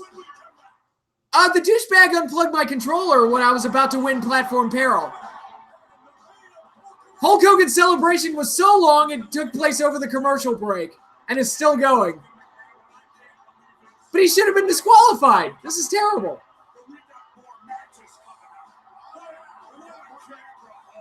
I remember the funniest thing about that.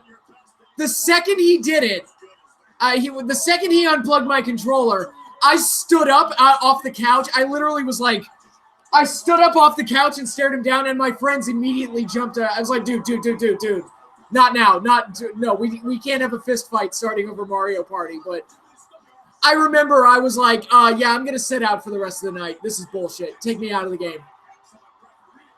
Oh, there's Ronnie Garvin, who was a referee at this point.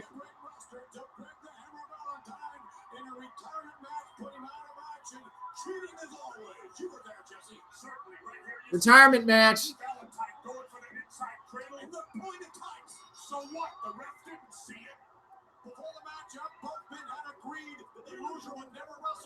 That sounds like something a younger brother would do. No, my brothers would never do that because they're not bitches. Did you ever play Mario Paint? I did. I enjoyed Mario Paint.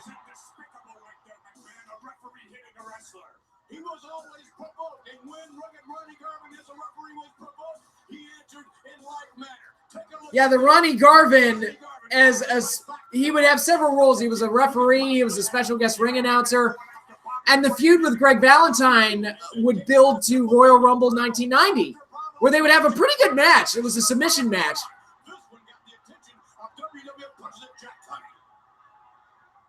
After the outrageous altercation that happened last week between WWF Special Referee Ron Garvin Hi, Jack Tunney. and wrestler Dino Bravo, I'd like to alert Mr. Garvin at this time that his unprofessional conduct will not be tolerated. Any reoccurrence of this will result in a long suspension. Okay, funny story about this match. Jimmy Snuka versus Greg Valentine. I've referenced this before several times, but the first wrestling videotape I ever got was Wrestling Superheroes from Coliseum Video, featuring a bunch of random-ass WWF matches. Included on that set were Demolition versus Powers of Pain and Mr. Fuji at WrestleMania 5 for the tag titles. Roddy Piper versus Rick Rude in a steel cage match in MSG, which I've talked about before. Hercules versus Hulk Hogan from the Saturday Night's Main Event episode that we watched on the live stream, our previous live stream. And we also got, there was a Warrior Rick Rude, a Warrior Randy Savage match from a house show. And also on this tape was this match, Greg Valentine versus Jimmy Snuka. So it's like every match, because I think every match from that video has come up in one of my videos in some way, shape, or form, except for the Warrior Randy Savage match, which I guess I should review at some point just to include it, just to complete the tape. It's weird, like my first wrestling videotape, like almost all the matches from the tape have come up on my my YouTube channel. Totally legal, not disqualified till a 5 is reached. Ronnie Garvin doesn't appear to be tentative at all as far as officiating is concerned, despite the fact that Jack Tunney, the president of the WWF, was looking on. Superfly now coming on. Oh, right, this is Superfly. Oh, leapfrog by Jimmy. And a big shot by Jimmy Snuka. Valentine goes down. Oh, look at Jimmy go.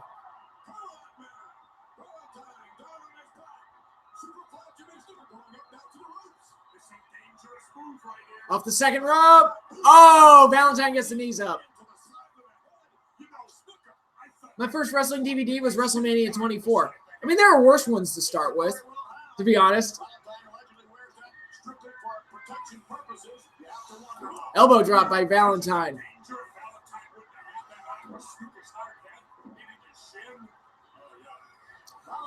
But yeah, if you have a chance to check it out, check out the Valentine Ronnie Garvin match from Royal Rumble 1990. It's a pretty good one.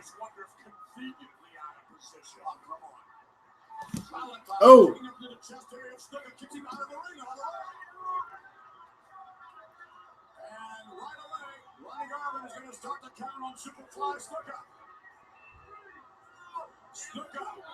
Trying desperately to get back into the ring now. He could very well get counted out here. Back up on one. Look at that. What was that? Wait a minute. Thought I heard something. I'll be right back.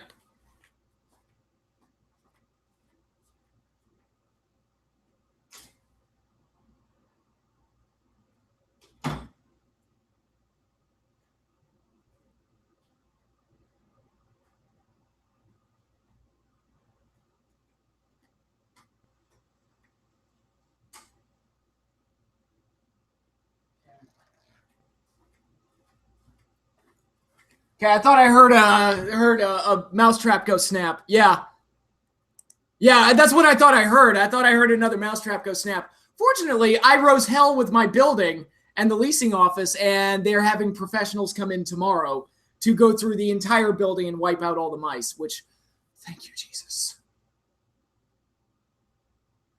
Oh, you would have loved to have been there. Yeah, you would have loved to have been there when I, the last mouse I killed, or the last mouse I found dead in a trap. I did cut a promo on it. I should have filmed myself doing it. All right, Valentine versus Snuka. We're back.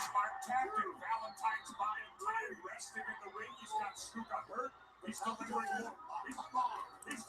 more punishment. Snuka continues to get hurt while Valentine rests. The second time now, Valentine has interfered with the count.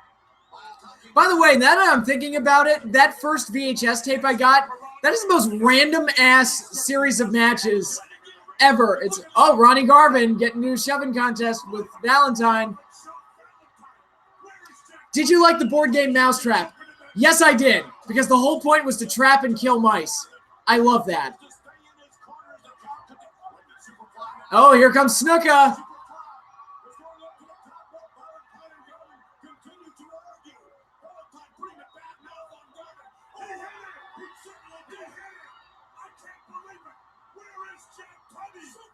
Flying cross body.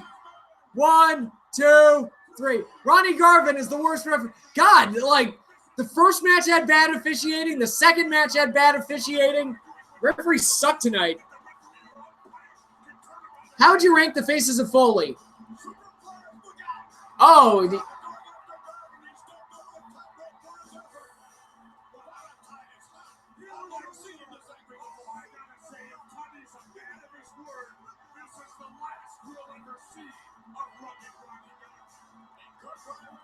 NFL refs?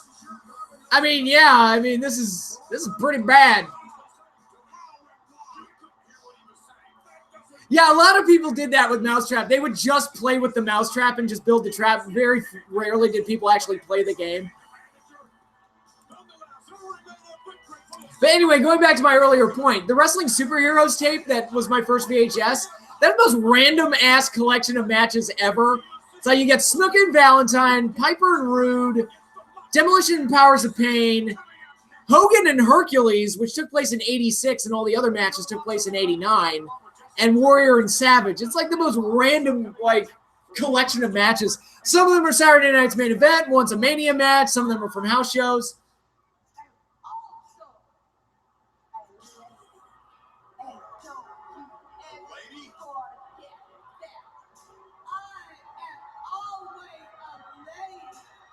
Up here comes Savage.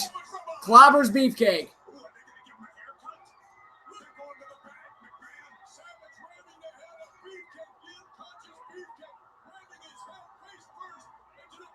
Oh, they cut Beefcake's hair.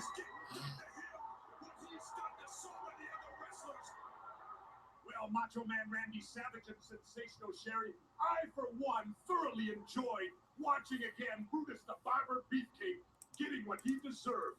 After 2 years of giving lousy haircuts to defeated opponents, it was about time somebody did it to him, and I can't think of better people to do it than you two. Well, just as about even turn, I'm glad that you enjoyed it. Oh, my I didn't do it for you. Oh, no. And I didn't do it for those people out there. Oh, no, I didn't do it for them either. I did it for Sensational Sherry. I know they already have a ton on the network, but they need to finish the Coliseum video collection. Yeah, there are a lot on there. I've been watching some of those, and I watched a Bruno Sammartino one the other day, and there's a Randy Savage and Miss Elizabeth one that I want to watch. But they've also got, like, I remember there being, like, a lot of, like, Best of the WWF, like, volumes 1 through 20. I think they were, like, 18 to 20, and I don't think any of them are on the network yet, so that would be a good collection to have. CM Punk once said that Sherry Martel was tougher than half the guys on the roster. That might be true. Still can't believe Beefcake has a Starrcade main event to his name. I can, considering who he was friends with. Or hell, get some WCW home videos on there. Ooh, yeah, get some of those on there. There was an NWO tape, I remember, and there was a Goldberg tape that was pretty good. They ask questions like that. Yeah, I can't tell you right now, but I will promise you one thing. In a little while, you may know. Yeah, first, and then one more step closer to Hogan. Wow, Sensational Sherry, are you ready to get down that aisle? Oh, yeah. Follow me and I'll lead, all right? Oh, yeah. To the ring, yeah. Well, McMahon, I asked the question, but only Macho Man knows the answer. I did my Young Bucks said that they were kids. When they were kids, they would rent a bunch of Coliseum videotapes and watch all the Rockers matches. That makes sense. I would imagine the Rockers would be an influence on them.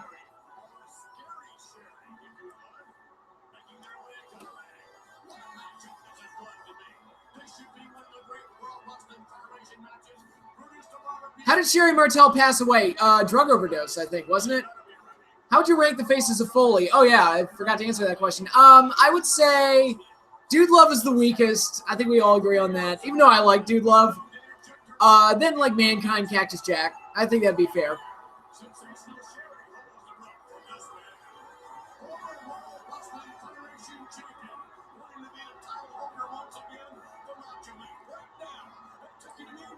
All right, with me at this time, Brutus the Barber Beefcake. Hi, Brudi. For the Macho Man, Randy Savage. He claims he's got a big surprise in store for you tonight. Your reaction, Brutus? I'm already. Mankind versus Marty the Moth. I'd be down for that. That woman could scare the Z right off Zeus's head. Well, now, sensational Sherry. Scary Sherry. Okay, scary Sherry. Scary Sherry. Does have a rather unique look. However, the Macho Man has already cut off some of your hair. Brutus, does that give him the advantage tonight? Savage and Scary Sherry. How does cutting your hair off give you an advantage? A man's hair has to make a statement. Brutus, the Zodiac Butcher. My hair is saying right now. The booty-loving Zodiac Butcher. Funky butt-loving. Did he just say funky butt-loving? Because my hair is saying. Props to anyone who knows what movie I just quoted there. Above the rest. I'm not worried about Savage and Sherry. No, because the barber always has the edge. All right, I don't hear what Brutus's hair is saying, but I must admit I do hear him loud and clear. Vince, back to you. Rookie of the Year, We Are Pro Wrestling. You got it. Funky butt-loving. Did he just say funky butt-loving? So according to Ambrose's Twitter battle with Foley, he'd make orphans of Foley's children. He knows they have a mother, right? Well, I assumed he figured they would die of grief, that the mother would die of grief. Well, cutting hair makes you sweat less. Fair point.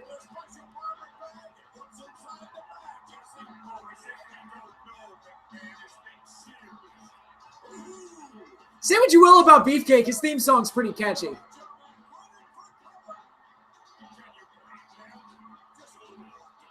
Brutus the fucking Barber Beefcake.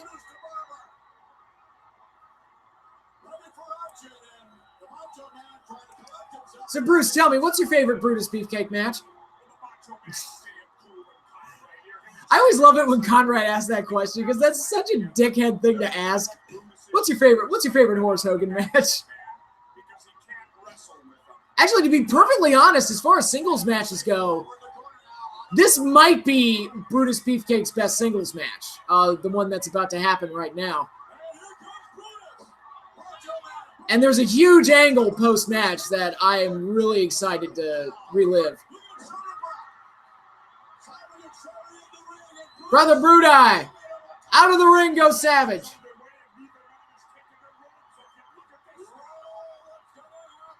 Well, yeah, they were the original Dream Team. Beefcake and Valentine. They had a good run. They're an underrated team. I thought their matches with the Bulldogs were really good. Was he going to put the ankle lock on Sherry?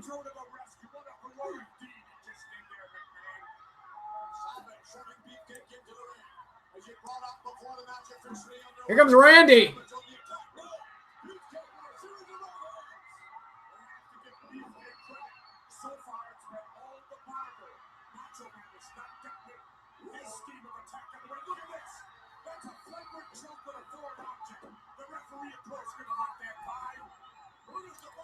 Well, the officiating's been shitty all night. Why improve it now?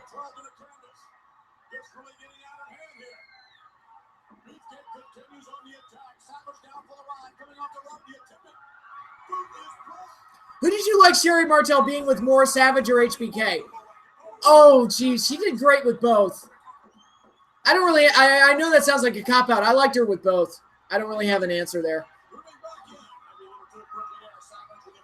When I enter a barbershop, I think of two things. Brutus's theme and Shawn Michaels throwing Marty through the window. Yeah.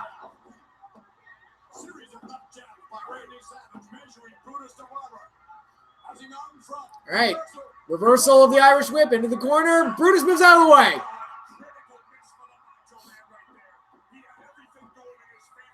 Here comes Brutus.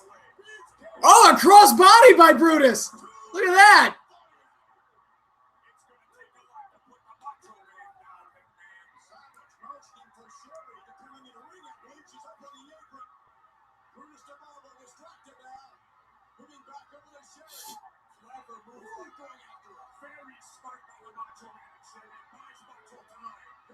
Oh, Beefcake. Except that Marty jumped through the window to escape Michaels. High knee by Brutus.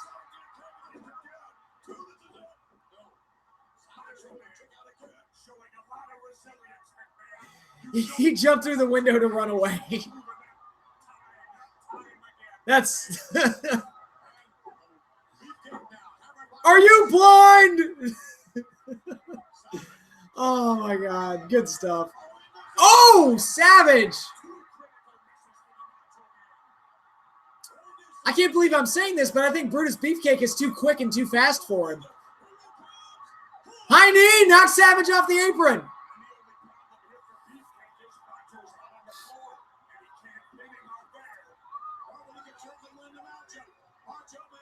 Will you stop? I'll have you taken out of here in a minute.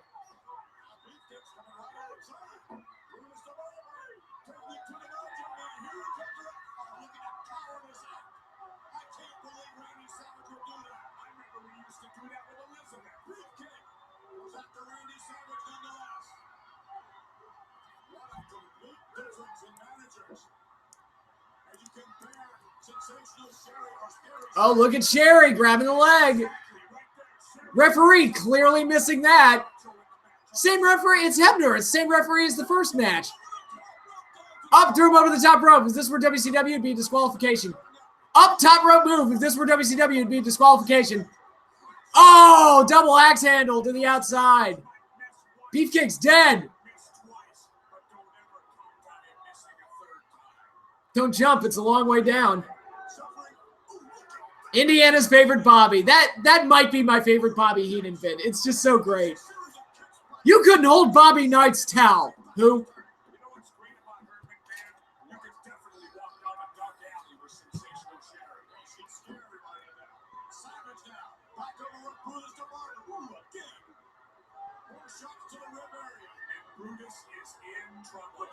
Oh, what did Sherry just hit him with? Her shoe. It's funny, she only took one of her shoes off and like ran across to hit Brutus with it. She looked like she was stumbling. She was running in one shoeless foot and one high-heeled foot. How did she even not fall down? Okay, here goes Savage. What are we doing? Oh, inside cradle! But Sherry's got the referee tied up. Nope. 1, 2.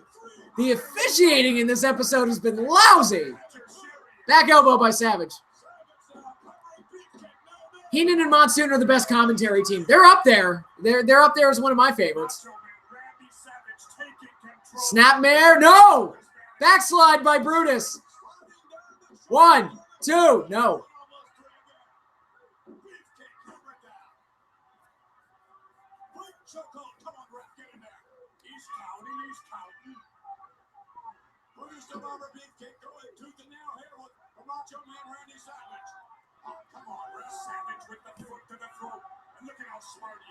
That's what happens when you get referees from Referees Are Us. Yeah, these damn scab referees. Now Sherry's choking Beefcake with her fucking, like, stocking.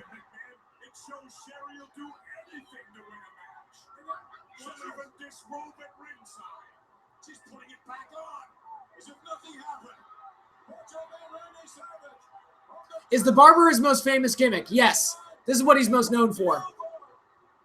Double axe handle off the top. Beefcake catches him on the way down.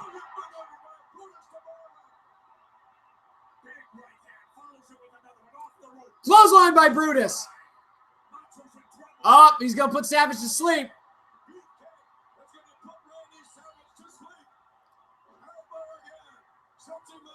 Nighty-night. No, no. Would you say Sherry Martel is the best female manager? Yes, I would put her up there as that. Yes. Oh, high knee, but Brutus moved out of the way and Macho hit Sherry. Down she went.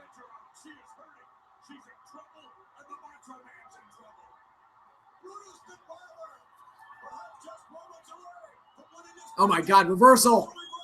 Into the corner. Oh, and Brutus misses. Back and forth. Again, this is probably the best singles match I've ever seen Brutus have. Sherry's top looks like it's coming off. Might want to watch that.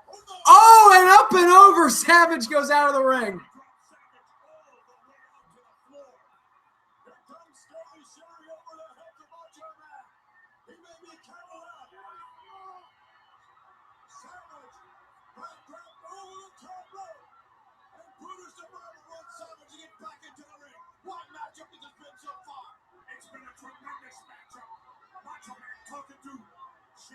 Oh, Savage is sending Sherry to the back.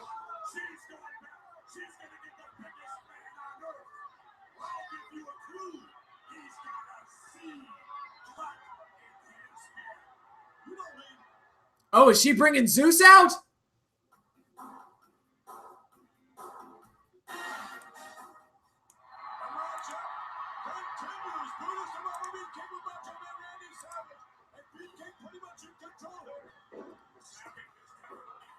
One, two, no.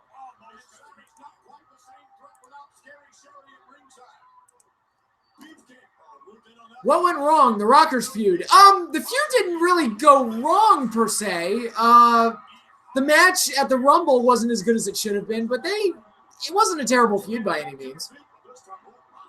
And the match at the Rumble was good. It just wasn't the show stealer that it should have been. One. Uh-oh. Here he comes. The human wrecking machine, Zeus. Marty kept getting fired. That was another problem. They kept having to put the feud on hold because Marty kept getting fired. Should it have taken place at Mania instead? I think it was probably supposed to be at Mania 9, but Marty got fired again, so roll up. No. Savage kicks out. Oh, shit. It's Zeus. Ducks clothesline. Sleeper hold. Oh, there's Zeus. Oh, and he attacks Beefcake.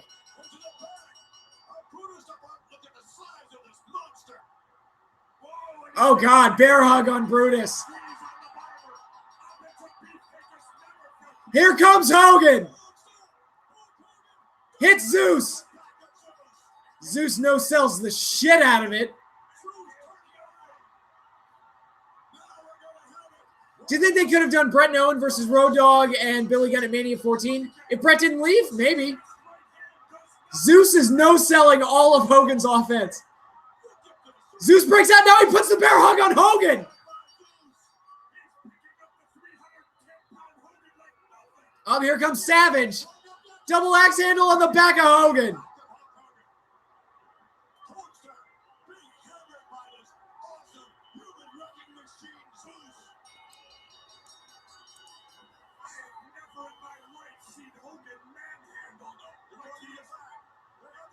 Oh, they're going to cut Hogan's hair? I mean, there's not much to cut.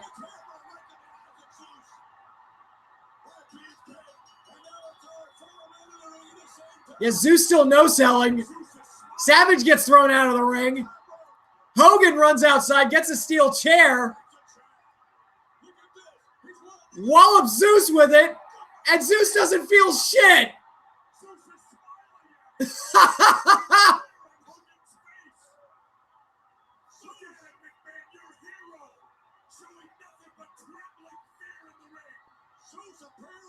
Now Beefcake grabs a steel chair. Dueling steel chairs. Oh my God, look at this image. Zeus being like, bring it, motherfuckers.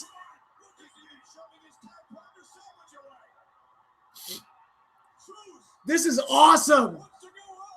That's how you build a monster heel, ladies and gentlemen.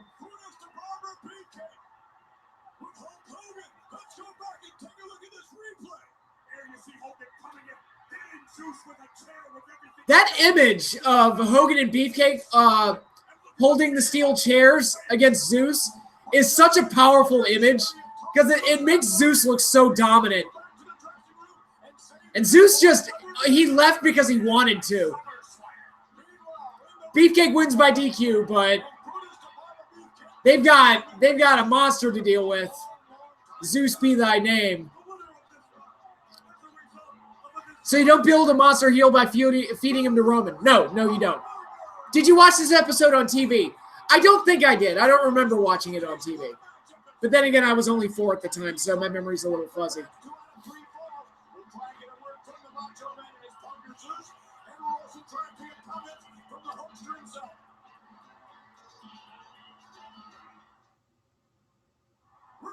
Saturday night's main event, and Jesse the Body is back with the Macho Man Randy Savage, Scary Sherry, and the Human Wrecking Machine Zeus. Is this where he calls him Beefcake Baba? I have never seen anyone handle Hulk Hogan like a paper doll. Macho Man, this man is indeed the Human Wrecking Machine, and you tell no lies. Oh yeah, you just got a taste of the Human Wrecking Machine. Look at Zeus. He's great. Ah! Freaking great. The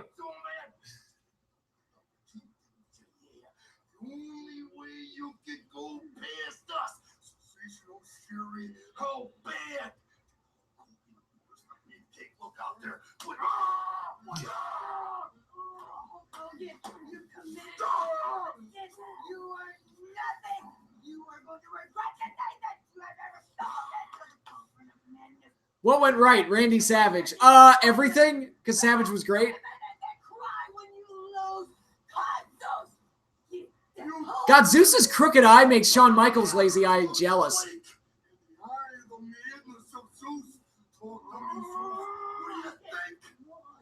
Hogan, you ain't nothing, and BK, you less than nothing.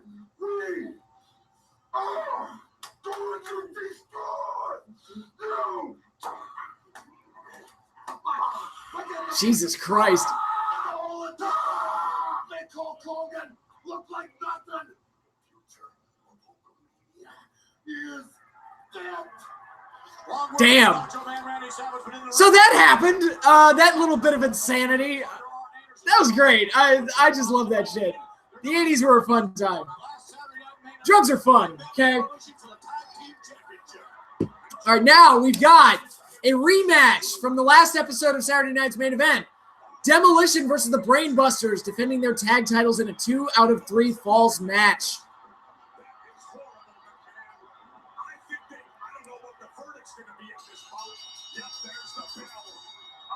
This is robbery. Demolition got themselves disqualified intentionally to hold on to the titles, McMahon. Tag title time.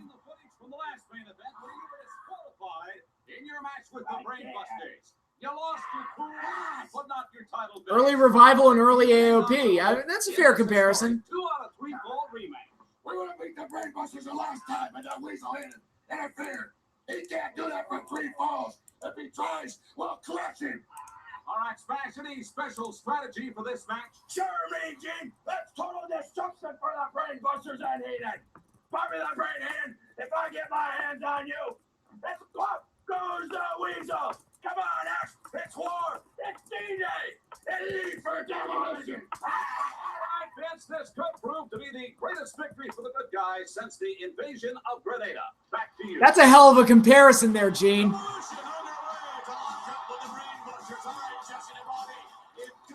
Here we go.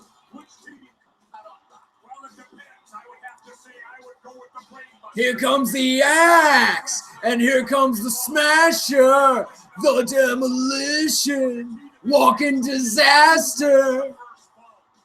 Pain and destruction is our middle name.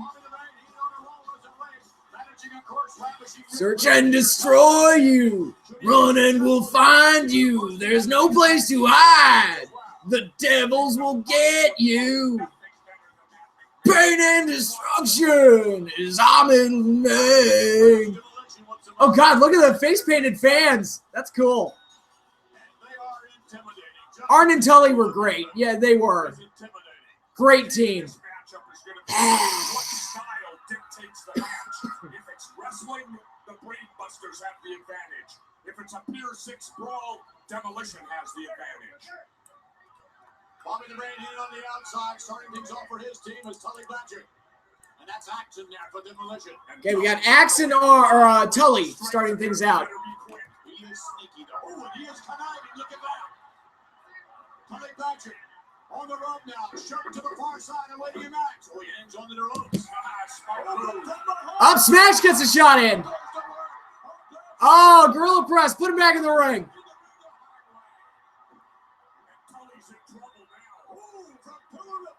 Boom. Get out of there, Tully. You're in trouble. Hip toss. Demolition's just throwing him around. Play the Demolition theme when you and your best man walk down the aisle at your wedding. I'm not getting married. That's ridiculous.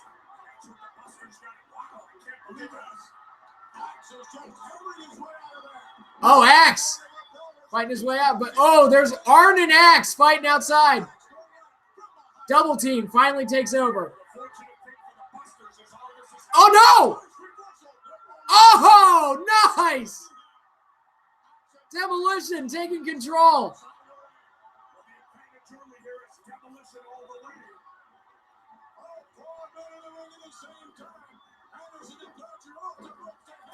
Anderson and Tully, get the hell out of there. Not even if Zelina Vega showed up at your doorstep. Well, that's not happening, but... Instructions outside the ring. Smart move. You gotta think to win titles, McMahon. Let's keep this realistic, okay? Back in the ring now is Arn Anderson. I'm not too sure he was a legal man. I lost track of who the legal man is. Oh, knee to the gut. Arn Anderson, the powerhouse of the Brainbusters, going in now on Smash. Smash blatant chokehold. Oh, God, look at the look on Arn's face there on the choke. Oh. Cut the ring off, beat and yells. Arn Anderson measuring. Oh, look at that. Blocks the stomp. Whoa, Arn takes a bad fall.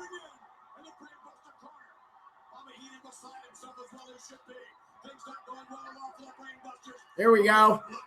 Oh, Arn's in trouble. Yeah, they're just going to chop the hell out of him. Oh.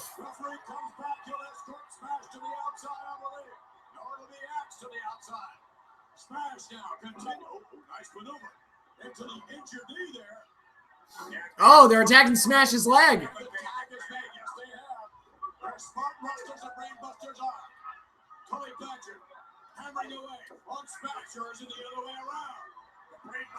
Did you hear what Becky Lynch said about women's tag titles? No, what did she say? Bear hug by Smash. Tully gets a thumb to the eye.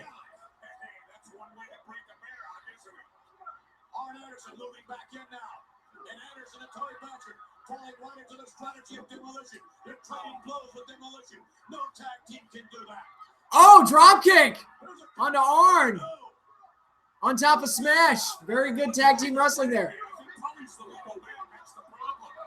When they were over in the corner, Arn Anderson made a tag to Tully Blanchard. Tully has to be in the ring. That's Tully Blanchard in there now on Smash. Yeah, the Busters back in control. Come on, Rob, get in there. He's got a 4 count to break it. They're just giving Demolition some of their own medicine. Now the legal tag. Will it Smash? Tagging both Brainbusters. Smash now set up for the ride. Off the rope. Arn Anderson. Spine Buster! Arn Anderson, thing of beauty. 1, 2, Smash kicks out. Anderson can't believe the power of Smash. And you can see the frustration coming even outside the ring. Double team effort here. Come on, ref, get in there. What, you're telling me Demolition doesn't double team? Yeah, I would like tag belts for the women, but we don't have enough women on each show to do it. Oh, look at that! Stun gun by Smash. 1, 2, 3. Demolition wins the first fall.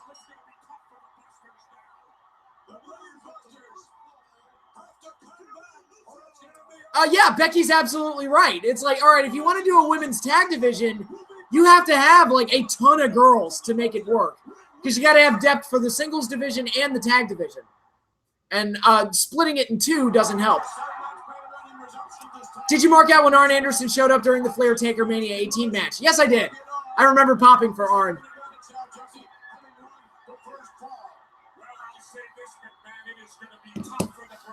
Because I think it's almost unheard of anybody taking 2 straight falls from Demolition. And that's what the Busters are faced with right now, and Arn Anderson is already in deep trouble.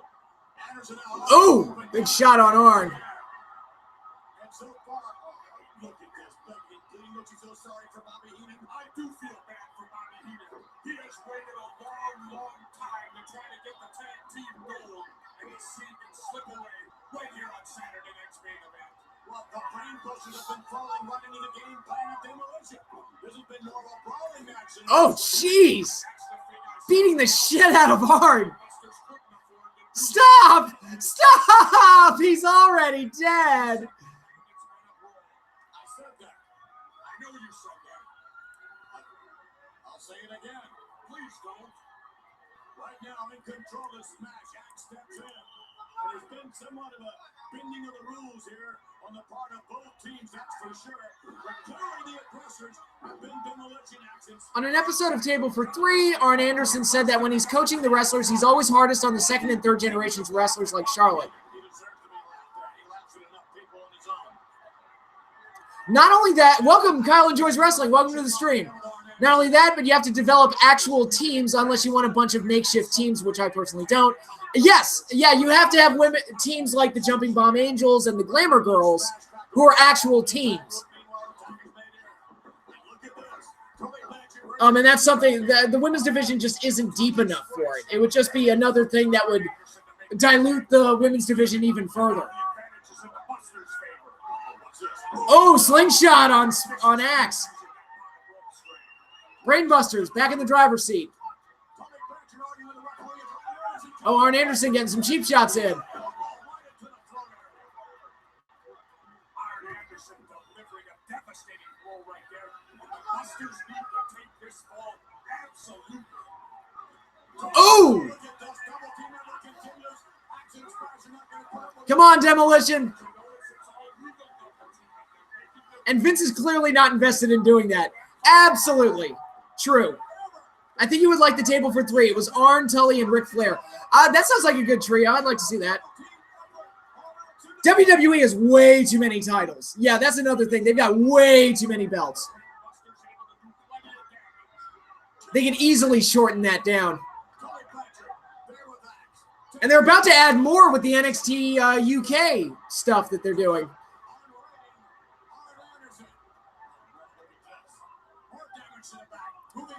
Chinlock.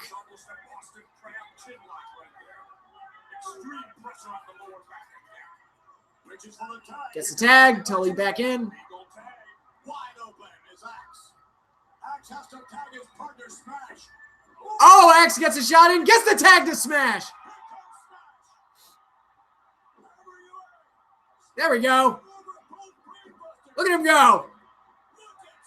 Smash is smashing away at the Brainbusters. Body slam. Body slam. Yeah, New Japan has too many belts, too. That's one of my knocks on them. Gorilla press. Down goes Tully.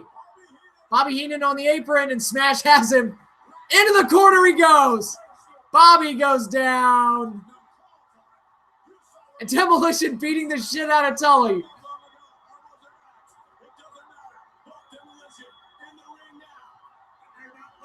Here we go. Here it comes. Oh, what's Andre doing out there? Demolisher, here it comes. They got it. What just happened? It's an obvious disqualification, yes. He's raised Tully Blanchard's hand in the ring. He's going over to Arn Anderson. A disqualification. Demolition disqualified. Now the important thing here is McMahon, the third and final result cannot result What was the disqualification for? I guess just being in there and double teaming for too long.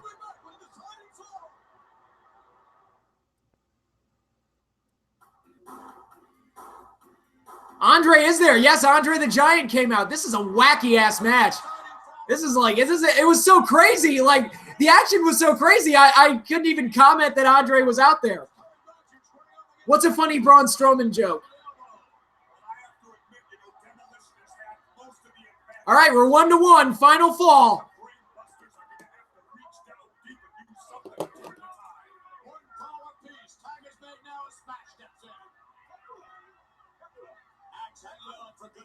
Braun Strowman said that NXT will never outshine the main roster. Really? Because I feel like they outshine them on a consistent basis, like always. Like literally always.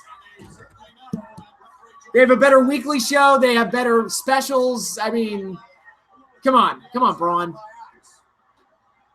They're booked better. They're more interesting. They're shorter shows, so they're less consuming, less cumbersome. All right. Tully is in trouble. Oh, thumb to the eye on Axe. Oh, my God. Missed time there by Tully. Just rammed Axe into his own partner.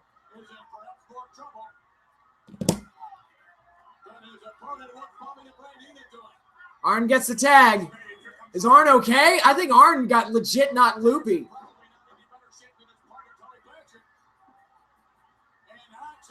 Yeah, if Arn's selling, he's doing a great job because I think he legitimately got knocked a little loopy there.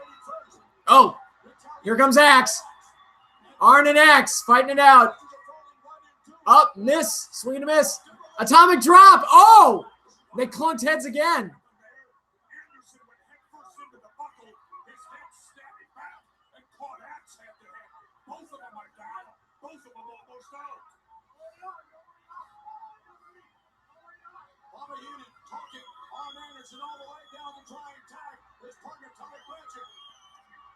Tag to Tully. Tag to Smash.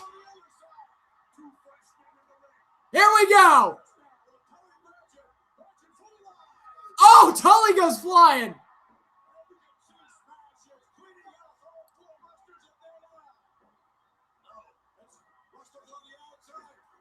Oh, clothesline on Smash.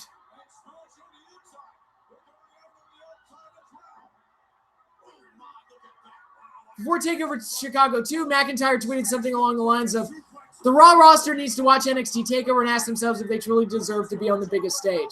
Ouch. Uh-oh.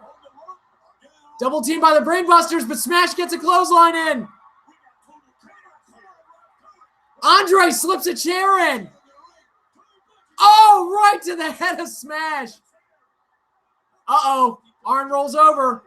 1, 2, 3. We've got new tag team champions.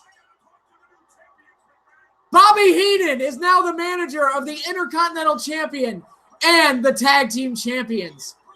Now, I said at the start of the stream that this match was historic. Why is this match historic?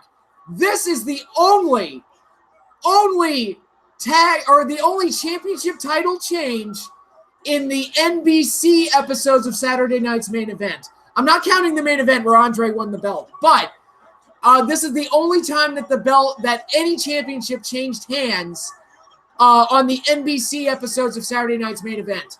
Now, when we get into 1992 and the 2 episodes on Fox, there was another title change that took place on one of those episodes, but that was on Fox, and we've got a way to go before we get there. But title changes were exceptionally rare on Saturday Night's Main Event. Haku and Rick Rude are happy. Their teammates won the tag titles. So yeah, so a little piece of history here for Saturday Night's Main Event.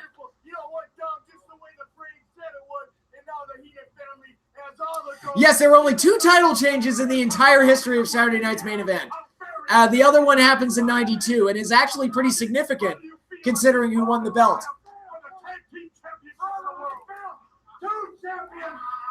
Oh, look at how happy Bobby is. He's so happy.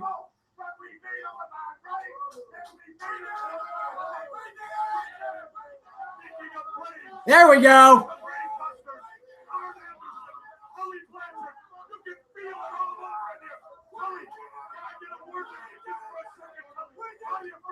Oh, there's Andre.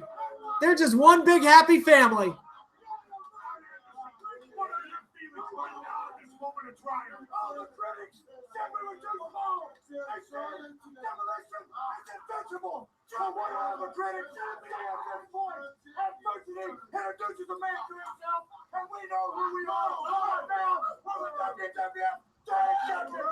Jeez.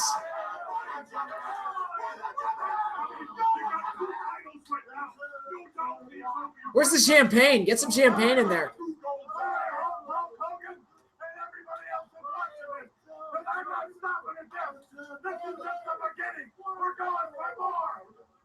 Good Lord. All right, we're back with more of Saturday Night. Now we're closing out with a Hogan and Beefcake promo, it looks like. I could not believe the actions of the Macho Man in your matchup earlier on tonight. Nor, gentlemen, could I believe your actions as it pertains to the mighty Zeus, the human wrecking machine. Well, you know me, Gene. I've been in the squared circle many times. I've had a lot of lumps on my head. I've felt a lot of pain, but never have I ever felt something like the vice grip of Zeus as he locked around my body, tried to squeeze the very breath from me. Never have I seen a man smashed with a steel chair and show no reaction whatsoever. Hold on a second, Brutus. You don't have to stand out here and justify yourself to me, Gene. The Hulkamaniacs, they gave us the green light to get through this thing, man. Whether we rise to the top together or whether we fall 20 leagues below the sea, brother, all they're going to remember when this thing is said and done is if we were good men or if we were bad men, if we fought with all of our heart or if we were weak and timid. But as far as you go, Mean Gene, weren't these two the Megamaniacs? Yes, they were. For anything. What was, I remember Ultimate Warrior and Randy Savage had a team name too. I forget what it was. It was like the Ultimate Maniacs. I think that's what they were called. Now, from you, Hulk Hogan, what about the future? Yeah, Mean Gene, I can speculate about the future of Hulkamania, brother. As long as I can remember, I've been barking to all those little teeny Hulksters about the 3 commandments of the training, of the prayers, and the vitamins, brother. Oh, yeah, Hulkamania is going to live forever. As far as me and Brutus the Barber Beefcake go, I don't know what's going to happen to us. I don't know if we're going to rise or if we're going to fall. I know we seemed weak and timid out there a little while ago, but now that we've regrouped, now that we know that they're throwing the rule book out, now that we got... Okay, it was the Ultimate Maniacs. Okay, cool. We're going to give it everything we got. And funnily enough, like Warrior and Savage didn't get a chance to do their big pay-per-view match because they were supposed to team up at Survivor Series 92, and then Hogan got, or Warrior got pulled for steroid use. Did you hear that Hogan's apology was taped for some documentary? I didn't hear. What apology? What, the one backstage at the pay-per-view? Some freak act of nature, some freak act from somewhere out of space. You and I go down, and they get their hands on Elizabeth. How are we going to live with ourselves? What are you going to do, man, to prevent that? Husker, if I got to go and cut down the main portion of the very building, bring it tumbling down, crash it right down, smother everybody, including ourselves. That's what I'm going to do. If I got to cut those ropes, hog tie those 2 in the center of the ring, that's what I'm going to do. The thing we need to do first, brother, corner the Macho Man, show the Maniacs what he's made of. Then, when we get all that energy from all our Maniacs, we'll have to get Zeus right where we want it to. And once we get Sherry and the curse out of the way, it's going to be clear sailing for us, brother. Zeus, Macho Man, Sherry, what you going to do when the Barber and Hulkamania run wild on you? Stay tuned to Saturday night. Damn, so much testosterone in one promo. All right, Jesse, your reaction to the interview with Hulk Hogan and Brutus Beefcake. Well, I'll tell you what, to me, McMahon, timid is just another word for saying I'm scared. How long did Zeus last? His last match was in was that pay-per-view when No Holds Barred came to pay-per-view, the movie, and they did the pay-per-view, the movie, the match. And after the movie, they played the steel cage match. It was Hogan and Beefcake versus Savage and Zeus. And that was Zeus's last match in the WWF. He had a brief run in WCW as part of the Dungeon of Doom, and he had a match in Puerto Rico with Abdullah the Butcher, I think.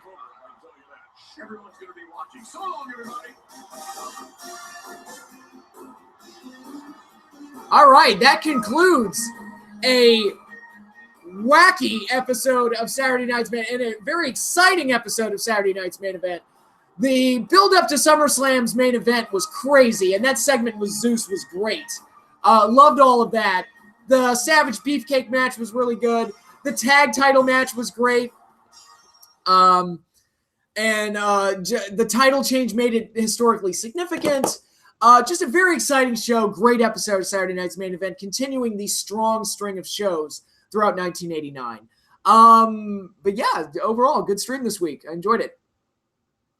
I find that the Ultimate Maniacs is one of the worst names for a tag team because Hogan wasn't in the team, and for some reason, Warrior and Savage wore red and yellow.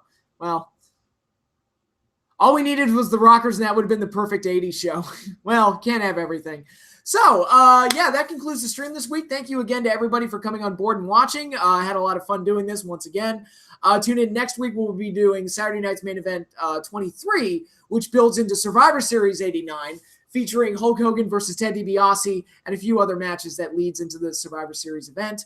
And we also have Clash of the Champions 22, what's on that show? I'm not even sure what's on that show. Let's look it up, or let's look it up real quick.